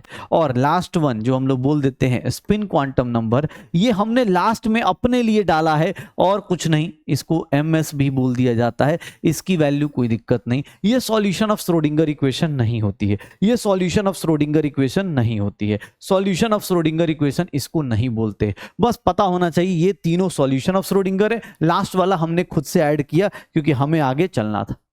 पक्का हो जाएगा। ये देखो मुझसे बोला गया कि सर एक काम करते हैं, प्रिंसिपल क्वांटम नंबर को देखते। प्रिंसिपल क्वांटम नंबर किसके बारे में बताता है सर, ये n जो है वो किसके बारे में बताता है, टेल्स अबाउट ऑर्बिट। ये कितने ऑर्बिट होंगे, कैसे ऑर्बिट्स हैं उनके बारे में बताता है। और n से ही आप सब कुछ निकाल रहे थे, radius of nth orbit 0.529 n²/z, energy निकाल रहे थे, एनर्जी निकाल दे रहे थे कि सर एनर्जी होगी En इज -13.6 z²/n²।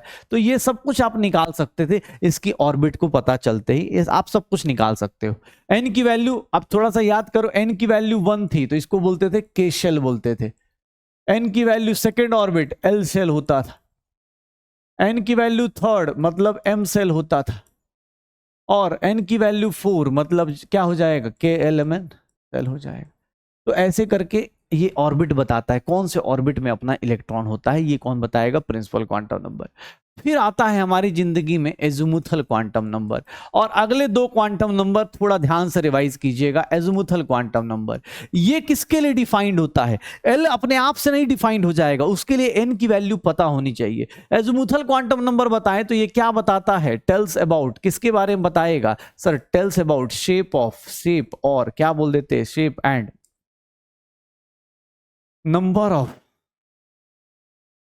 सबसेल्स। किसके बारे में बताएगा, सबसेल्स के बारे में। अबे यार सबसेल्स के बारे में, किसके बारे में बताएगा, सबसेल्स के बारे में। सबसेल्स का मतलब क्या होता था, याद करो, ये न्यूक्लियस है, ये पहला ऑर्बिट हो गया, ये दूसरा ऑर्बिट हो गया, ये तीसरा ऑर्बिट हो गया। तो ऑब्वियस ऑर्बिट के अंदर क्या होंगे, अलग अलग, जैसे शहर के अंदर अलग अलग मोहल्ले होते हैं वैसे ही इसके अंदर सबसेल्स होंगे। तो सबसेल्स के बारे में कौन बताएगा, एज़िमुथल क्वांटम नंबर।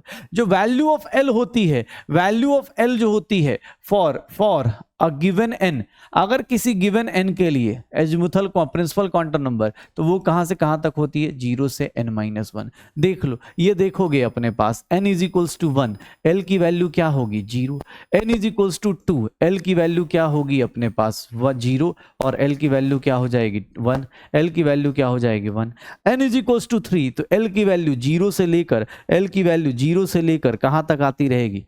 तो अलग अलग ऑर्बिट्स में n की वैल्यू अगर 4 हो गई, n की वैल्यू अगर 4 हो गई, तो l की वैल्यू 0, l की वैल्यू 1, l की वैल्यू 2, l की वैल्यू 3 हो जाएगी। ऐसे चलता रहेगा।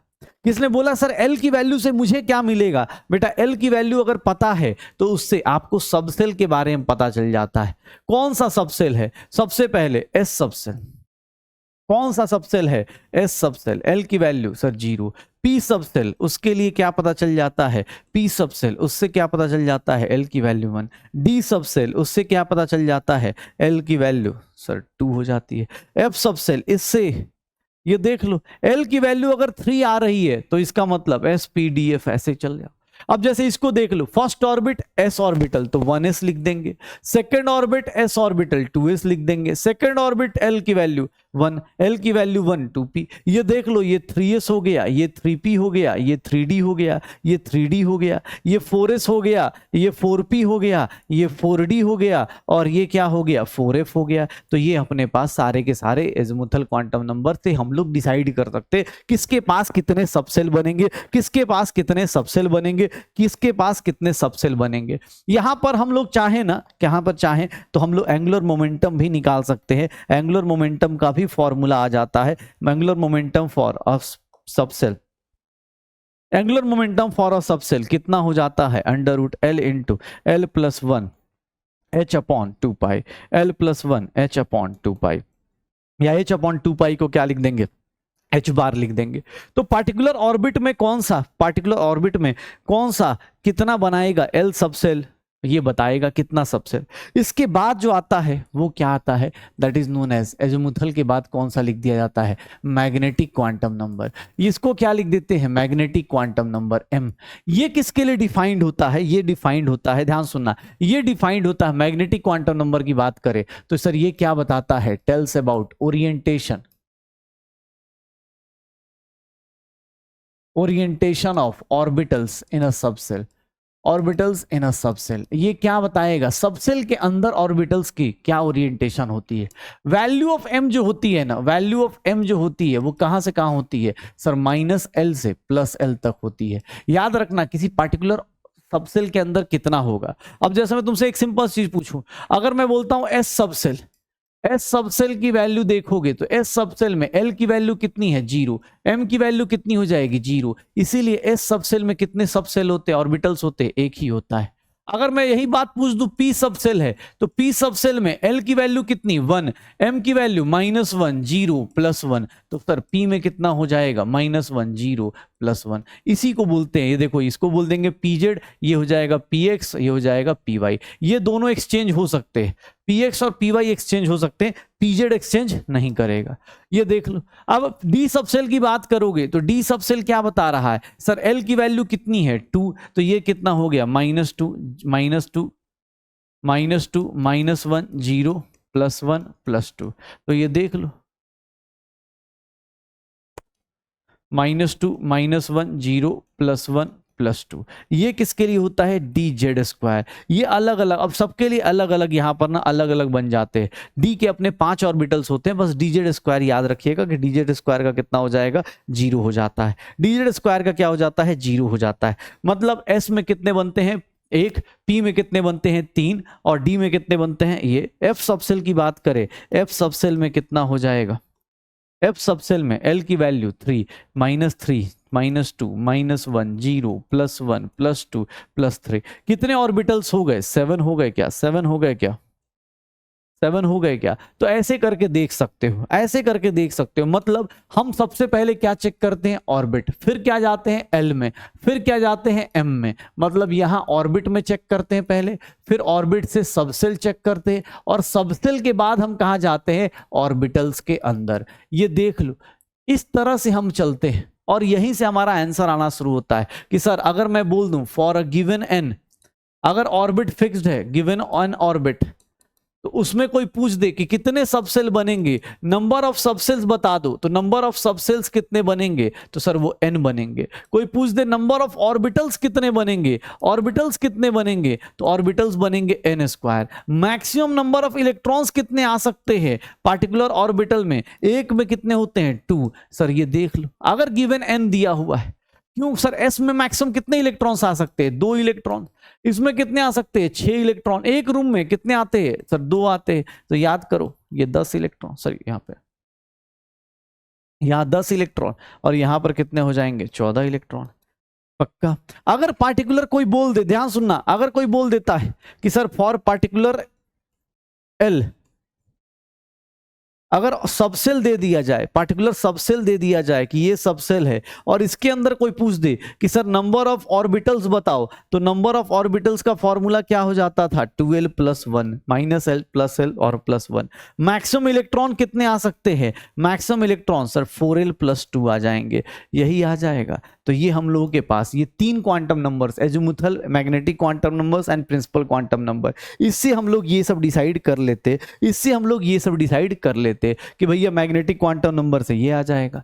फिर हम लोगों के पास last quantum number, that is spin quantum number. Spin quantum number क्या बताता है, इस सर ये क्या बताता है, टेल्स अबाउट ओरिएंटेशन, या बोल सकते हैं rotation of electron, rotation of electron on its own axis, अपने एक्सिस पे वो कैसे रोटेट कर रहा है, इसके बारे में कौन बताएगा, इसके बारे में कौन बताएगा, that is what spin quantum number. Spin quantum number को कैसे रिप्रेजेंट करते हैं, ms या फिर s से। इसकी जो वैल्यू होती है, it is not the part of Schrodinger equation, इसीलिए इसकी 2 ही वैल्यू होती है, +½ या फिर -½ किसी को कुछ भी बोल सकते हो। मान लो एक ऑर्बिटल में ऐसे इलेक्ट्रॉन पड़ा हुआ है, तो इसको हम लोग क्या बोल सकते हैं, इसका स्पिन क्वांटम अगर +½ बोल रहे हैं तो इसका कितना कितना बोलेंगे, माइनस हाफ। मेरी मर्जी अगर मैंने इसको प्लस हाफ बोल दिया तो उस केस में सर एस की वैल्यू माइनस हाफ बोलना पड़ेगा। कुछ भी फिक्स नहीं है कि क्लॉकवाइज को प्लस हाफ बोलते हैं कि माइनस हाफ बोलते हैं, ऐसा कुछ भी फिक्स नहीं है। स्पिन क्वांटम नंबर सिर्फ और सिर्फ क्या बताएगा, स्पिन क्वांटम नंबर सिर्फ और सिर्फ क्या बताता है आपको, आपके rotation of electron on its axis बता देगा। स्पिन क्वांटम नंबर से आप स्पिन एंगुलर मोमेंटम भी निकाल सकते हैं, स्पिन एंगुलर मोमेंटम भी निकाल सकते हो। स्पिन एंगुलर मोमेंटम कितना आता है, that is what, under root S into S plus one, S into S plus one H upon 2 pi. Spin angular momentum निकल जाएगा, स्पिन एंगुलर मोमेंटम निकल जाएगा। तो ऐसे करके हम सारे क्वांटम नंबर्स देख सकते हैं। अज़ीमुथल मैग्नेटिक ज्यादा इंपॉर्टेंट है, दोनों के दोनों quantum numbers. Principal quantum number बहुत सिंपल सा है, लेकिन हाँ अज़ीमुथल और वो सब देख लीजिएगा।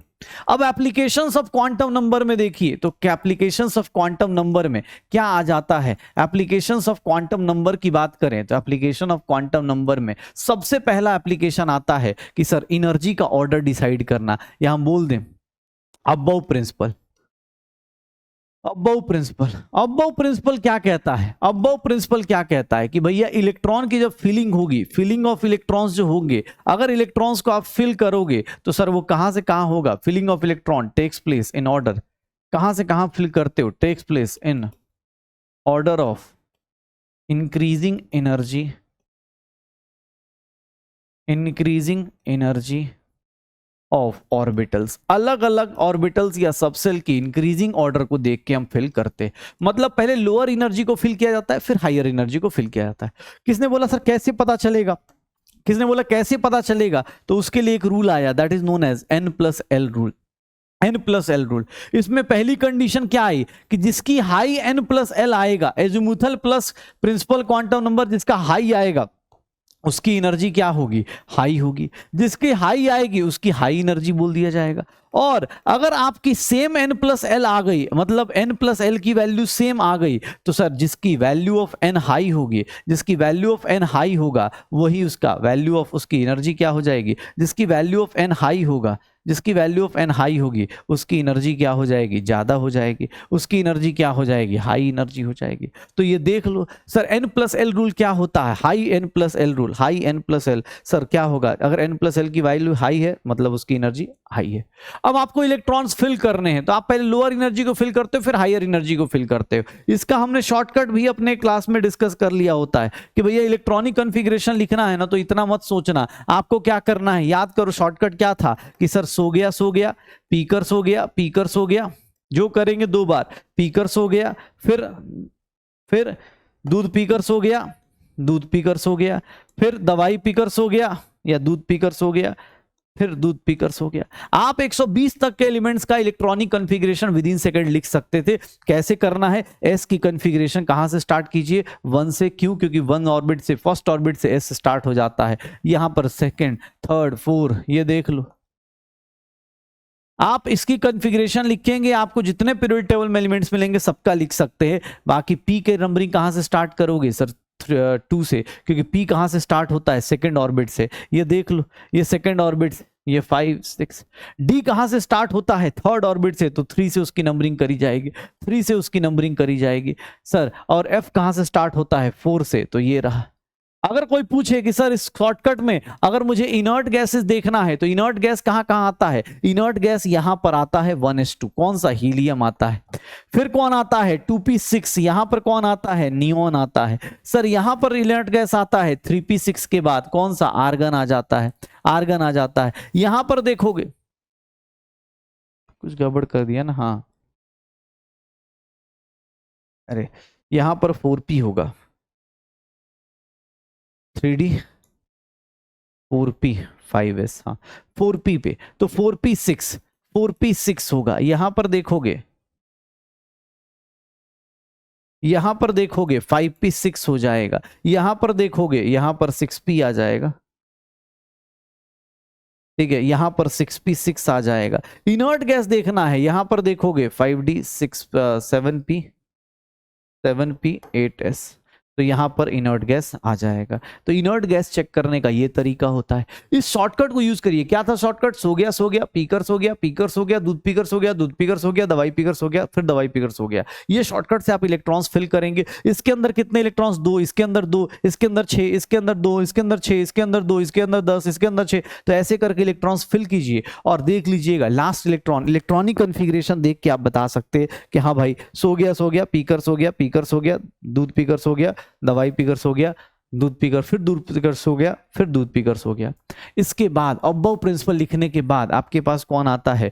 हुंड्स रूल आता है। हुंड्स रूल क्या कहता है कि भैया आप तब तक पेयरिंग मत करना। हुंड्स रूल क्या कहता है कि भैया पेयरिंग तब तक नहीं होगी, जैसे मैं बोलूं 3p4, तो 3p4 को आप ऐसे नहीं लिख सकते हैं।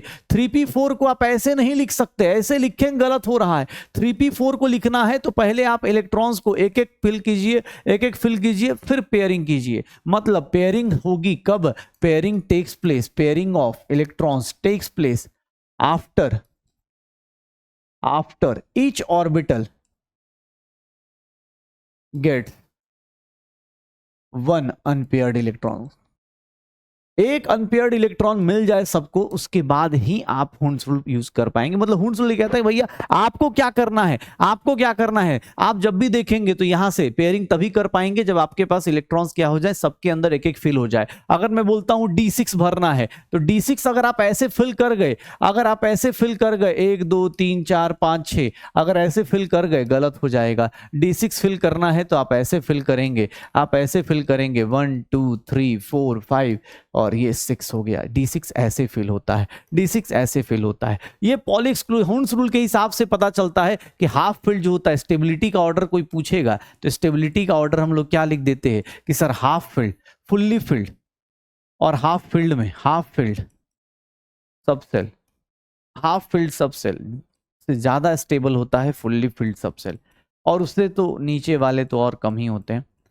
उसके बाद कौन आता है? हुंड्स रूल के बाद आ जाता है poly exclusion principle. Poly exclusion principle बड़ा सिंपल सी बात बोलता है। ये बोलता है कि भैया दुनिया में कोई भी आदमी हो, कोई भी इलेक्ट्रॉन अगर अरेंज कर रहे हो, पॉली एक्सक्लूजन प्रिंसिपल सीधा सीधा बोलता है कि कभी भी 2 इलेक्ट्रॉन्स के, no two electrons can have same set of quantum numbers. Same set of quantum numbers कभी हो ही नहीं सकते, same set of quantum numbers कभी हो ही नहीं सकते। इसीलिए आप जब भी एक भी ऑर्बिटल में जाते हो तो वहां पर जब आप इलेक्ट्रॉन फिल करते हो तो वहां पर आप अलग अलग अपोजिट स्पिन में फिल करते हो। ये कौन बोलेगा? पॉली एक्सक्लूजन प्रिंसिपल बोलेगा। पॉली एक्सक्लूजन प्रिंसिपल बोलता है। तो ये देख लो, अगर हाइड्रोजन लाइक एटम है तो याद रखिएगा बोर्स मॉडल ऐसा नहीं फेल हो गया है। अगर 1 इलेक्ट्रॉन सिस्टम है तो वहां पर अभी भी कौन होगा? बोर्स मॉडल होगा। अभी भी कौन अप्लाई होगा? Bohr's model. मतलब वहां पर 1s 2s और 2p की एनर्जी सेम होगी, 3s 3p और 3d की एनर्जी सेम होगी, 4s 4p 4d और 4f की एनर्जी सेम होगी। वहां पर सब कुछ सेम है। क्यों? हाइड्रोजन का एटम है, उसके लिए ये सेकंड ऑर्बिट है, ये थर्ड ऑर्बिट है, ये फोर्थ ऑर्बिट है, उसमें क्वांटम मैकेनिकल मॉडल आज भी नहीं लगेगा। लेकिन अगर मल्टी इलेक्ट्रॉन सिस्टम है, मल्टी इलेक्ट्रॉन एटम है, तो उस केस में सर वहां पर 1s से ज्यादा फिर किसको फिल करेंगे? 2s, फिर किसको? 2p, फिर 3s, फिर 3p, और यहां पर 3d आ जाए, 4s फिर 3d ऐसे आ जाएगा। सर यहां पर देखेंगे 4p 5s ऐसे करके चलेगा। ये मल्टी इलेक्ट्रॉन सिस्टम में ये वाला कॉन्सेप्ट आ जाता है। हाइड्रोजन वाले एटम में ये सब कॉन्सेप्ट नहीं आएगा। तो ये छोटी छोटी चीजें देख लो। अगर मल्टी इलेक्ट्रॉन, फिर अपने पास अब देखोगे तो यहां पर शेप ऑफ ऑर्बिटल्स आ जाते हैं, शेप ऑफ ऑर्बिटल्स आ जाते हैं। सबसे पहले s का, तो सर s सबसेल में एक ही ऑर्बिटल है, एक ही ऑर्बिटल है, तो इसका शेप क्या होता है? s सबसेल का, ऐसा स्फेरिकल। दूसरे में बात करें p सबसेल की बात करेंगे तो p सबसेल में 3 होते हैं। कौन कौन से? तो उसको बोलते हैं ये -1 0 +1, ये pz हो गया, ये px मान लो, और इसको क्या बोलते हैं? py। तो कोई दिक्कत नहीं। p सबसेल जो होता है डंबल होता है। क्या करना है? अगर px ड्रॉ करने जा रहे हो तो x एक्सिस बना दो और इसके ऊपर क्या बना देना? डंबल बना देना। अगर py ड्रॉ करने जा रहे हो तो ध्यान से देख लो, अपने पास py बनाने जा रहे हो तो ये y एक्सिस ले लो, इसके ऊपर डंबल बना दो। pz बनाने जा रहे हो, pz, तो ध्यान से देखिएगा pz कैसे बनेगा। अगर मैं ये z एक्सिस ले लेता हूं तो z एक्सिस पे ये ऐसे बन जाएगा, pz ऐसे बन जाएगा। अब एक्स में अगर डी सबसेल लेते हो, डी सबसेल लेते हो तो डी सबसेल के अंदर डबल डंबल होता है, डी सबसेल के अंदर 5 ऑर्बिटल्स होते हैं, 5 ऑर्बिटल्स होते हैं, 5 ऑर्बिटल्स होते हैं, -2 -1 0 +1 +2, ये कितना हो जाता है D Z square. D subshell में ध्यान सुनिएगा, अगर मैं बोलता हूं डी एक्स वाई तो डी एक्स वाई कुछ नहीं, एक्स एक्सिस और वाई एक्सिस में बस इन दोनों के बीच में फ्लावर बनाना है, डबल डंबल बनाना है। ये देखो डी वाई जेड, अगर मैं बोलता हूं डी वाई जेड बनाओ तो ये जेड एक्सिस ले लो, इसको वाई एक्सिस ले लो और इसके बीच में डबल डंबल बना दो, डी वाई जेड। अगर मैं बोलता हूं डी जेड एक्स तो डी जेड एक्स में क्या करना है, एक एक्स एक्सिस ले लो, इसको जेड एक्सिस ले लो और यहां पर क्या बना दो सर, इसको इधर से, इसको इधर से, ठीक है। अगर मैं बोलता हूं D X square minus Y square, 5 orbital है तो देखना अपने पास ये एक्स एक्सिस है, ये वाई एक्सिस है, इसको कैसे बनाते हैं, तो इसको बनाने के लिए कुछ नहीं, एक्स एक्सिस पे बना दो, हो गया। अगर एक और डीजेड स्क्वायर की बात की जाए तो डीजेड स्क्वायर थोड़ा यूनिक सा है, ये देखो ये जेड एक्सिस है, ये देखोगे, ये देखो ये हो गया, और जो इस पर रिंग बनता है, जो इस पर रिंग बनेगा वो रिंग जैसा होगा, ये रिंग जो होगा ये देख लीजिएगा, ये एक्स वाई प्लेन में होता है, ये इलेक्ट्रॉन्स जो होते हैं ध्यान से देखिएगा ये एक्स वाई प्लेन में होता है, तो ये अपना शेप हो जाता है, ऑर्बिटल्स का शेप हो जाता है, एस में स्फेरिकल, पी में डंबल, डी में डबल डंबल, अपना शेप आ जाएगा। जब शेप आता है तो वहीं पर एक वर्ड आता है that is known as nodes. Nodes क्या होते हैं, जहां नोड्स क्या होते हैं, एरिया या रीजन जहां पर इलेक्ट्रॉन्स के मिलने की, where finding probability of where probability of finding an electron, probability of finding electron is 0, जहां पर इलेक्ट्रॉन के मिलने की प्रोबेबिलिटी क्या हो जाए, 0 हो जाए, उसको नोड्स बोलते हैं। नोड्स दो टाइप के होते हैं, एक को बोलते हैं रेडियल नोड्स या फिर इसी को बोल देते हैं स्फेरिकल नोड्स, रेडियल नोड्स या फिर इसी को बोल दिया जाता है स्फेरिकल नोड्स। भैया इसको निकालना है, कुछ नहीं करो सर, आपका जो प्रिंसिपल क्वांटम नंबर है उसमें से ये कम कर दो। और एक होते हैं एंगुलर नोड्स। एंगुलर नोड्स किसको बोलते हैं सर, इसका ई वैल्यू जो होता है वो किसके बराबर होता है, एल के बराबर होता है, एल के बराबर होता है। ध्यान से देख लो, अगर मैं एस ऑर्बिटल में जाऊंगा, देख लो इसमें देखो एस सबसेल में कोई नोड होगा क्या, इलेक्ट्रॉन्स कहीं भी हो सकता है, कहीं भी हो सकता है, तो कोई नोड नहीं। पीएक्स में जाऊंगा तो पीएक्स में कितने नोड्स हो जाएंगे, पीएक्स में देख लो तो यहां पर वाईजेड नोडल प्लेन होगा। कैसे सर, इलेक्ट्रॉन या तो इधर होगा या इधर होगा, इस एक्सिस में नहीं होगा, इस प्लेन में नहीं होगा। सिमिलरली पीवाई में जाऊंगा तो सर एक्स और जेड पे कभी इलेक्ट्रॉन नहीं मिलेगा। सर पीजेड में जाऊंगा तो एक्स और वाई पे, इस वाले प्लेन पे कभी इलेक्ट्रॉन नहीं मिलेगा। जिस जहां पर नहीं मिल सकता उसको देख लो। इसके केस में देखोगे D X Y, D Y Z, D Z X, D X square minus Y square, इन सबके पास देखो तो इस प्लेन में, इस प्लेन में, इस प्लेन में, इस प्लेन में, इन सबके पास दो एक्सिस होते हैं। डी सबसेल में देखेंगे तो डी सबसेल में देखना D X square minus Y square, D Z sorry D X Y, D Y Z, D Z X, इन सबके पास हैज 2 नोडल प्लेन, इन सबके पास 2 नोडल प्लेन होते हैं, इन सबके पास 2 नोडल प्लेन होते हैं। लेकिन अगर डी जेड स्क्वायर की बात करें तो इसमें कोई भी नोडल प्लेन नहीं होता है, नो नोडल प्लेन, कोई नोडल प्लेन नहीं होगा, आप कहीं भी आपको 0 नहीं मिलेगा।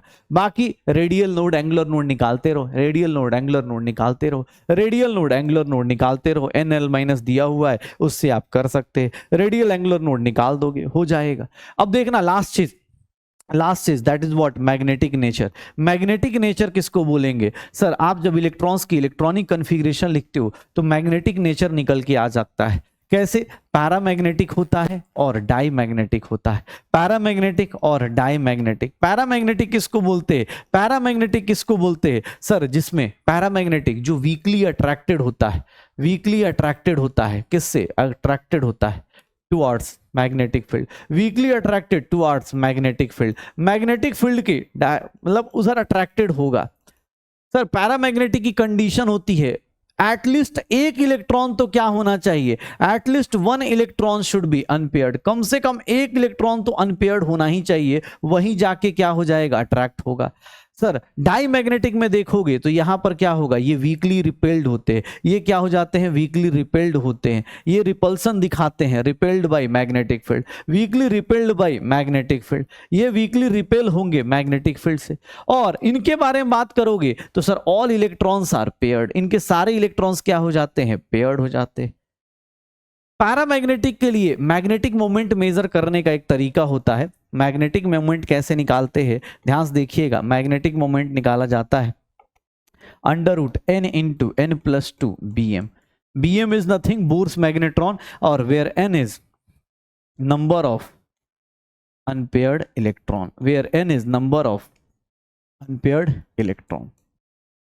तो ये हमारा पूरा का पूरा एटॉमिक कंस्ट्रक्शन में देखोगे तो हमने 1.5 घंटे में पूरा का पूरा एटॉमिक स्ट्रक्चर ओवरऑल एक बार व्यू देख लिया है, ठीक है ना। अब आपके पास होमवर्क में यही है, PYQs करते रहिए, बार बार बोल रहा हूं NCERT करते रहिए। मैं पहले ही बोला था कि बेटा कोई ऐसा सोचे कि भैया इस लेक्चर में कॉन्सेप्ट आके बिल्ड करेंगे, नहीं। हाँ, ये लेक्चर आपको रिवाइज कराया जा सकता है, आपके इंपॉर्टेंट कॉन्सेप्ट्स आपको बार बार पॉडकास्ट की तरह आप इसको सुन सकते हो कि कान में लगाया, चुपचाप अपना नोट्स पलट रहे, चुपचाप सुनते जा रहे हैं, इस स्पीड में पलटते जा रहे हैं। आपको 1.5 घंटे में आपको पूरा लेक्चर, पूरा चैप्टर आपका खत्म करा दिया जाता है, ठीक है ना। तो आई होप सो सबका एटॉमिक स्ट्रक्चर कंप्लीट हो जाए। और अगर कुछ छूट गया हो, या देखो यार ऑब्वियस है जब आप इस स्पीड में चलते हो तो कुछ चीज़ें छूट जाती हैं, या कभी कभी स्लिप ऑफ मतलब बोलते हैं ना कि भाई स्लिप ऑफ टंग हो जाए, तो उसके लिए सॉरी। बट हाँ, मेन मोटो जो इस सीरीज का है वो आपके लिए कामयाब होना है कि भैया आप कम टाइम में जल्दी से जल्दी रिवाइज कैसे कर सकते हैं। मेजोरिटी ऑफ लोग जो खुद के नोट्स रिवाइज करने में बहुत टाइम लेते हैं, बेटा ये आपके लिए है, ये पूरा का पूरा नोट्स आपके लिए। राइटिंग अच्छी हो चाहे ना हो, आप अपने नोट्स से या फिर क्लास को जल्दी से जल्दी रिवाइज करके क्वेश्चंस करने के लिए तैयार हो सकते हो। ओके, तो चलिए मिलते हैं आप सबसे अगले फिजिकल केमिस्ट्री के चैप्टर में। तब तक के लिए टाटा बाय बाय, एंजॉय कीजिए।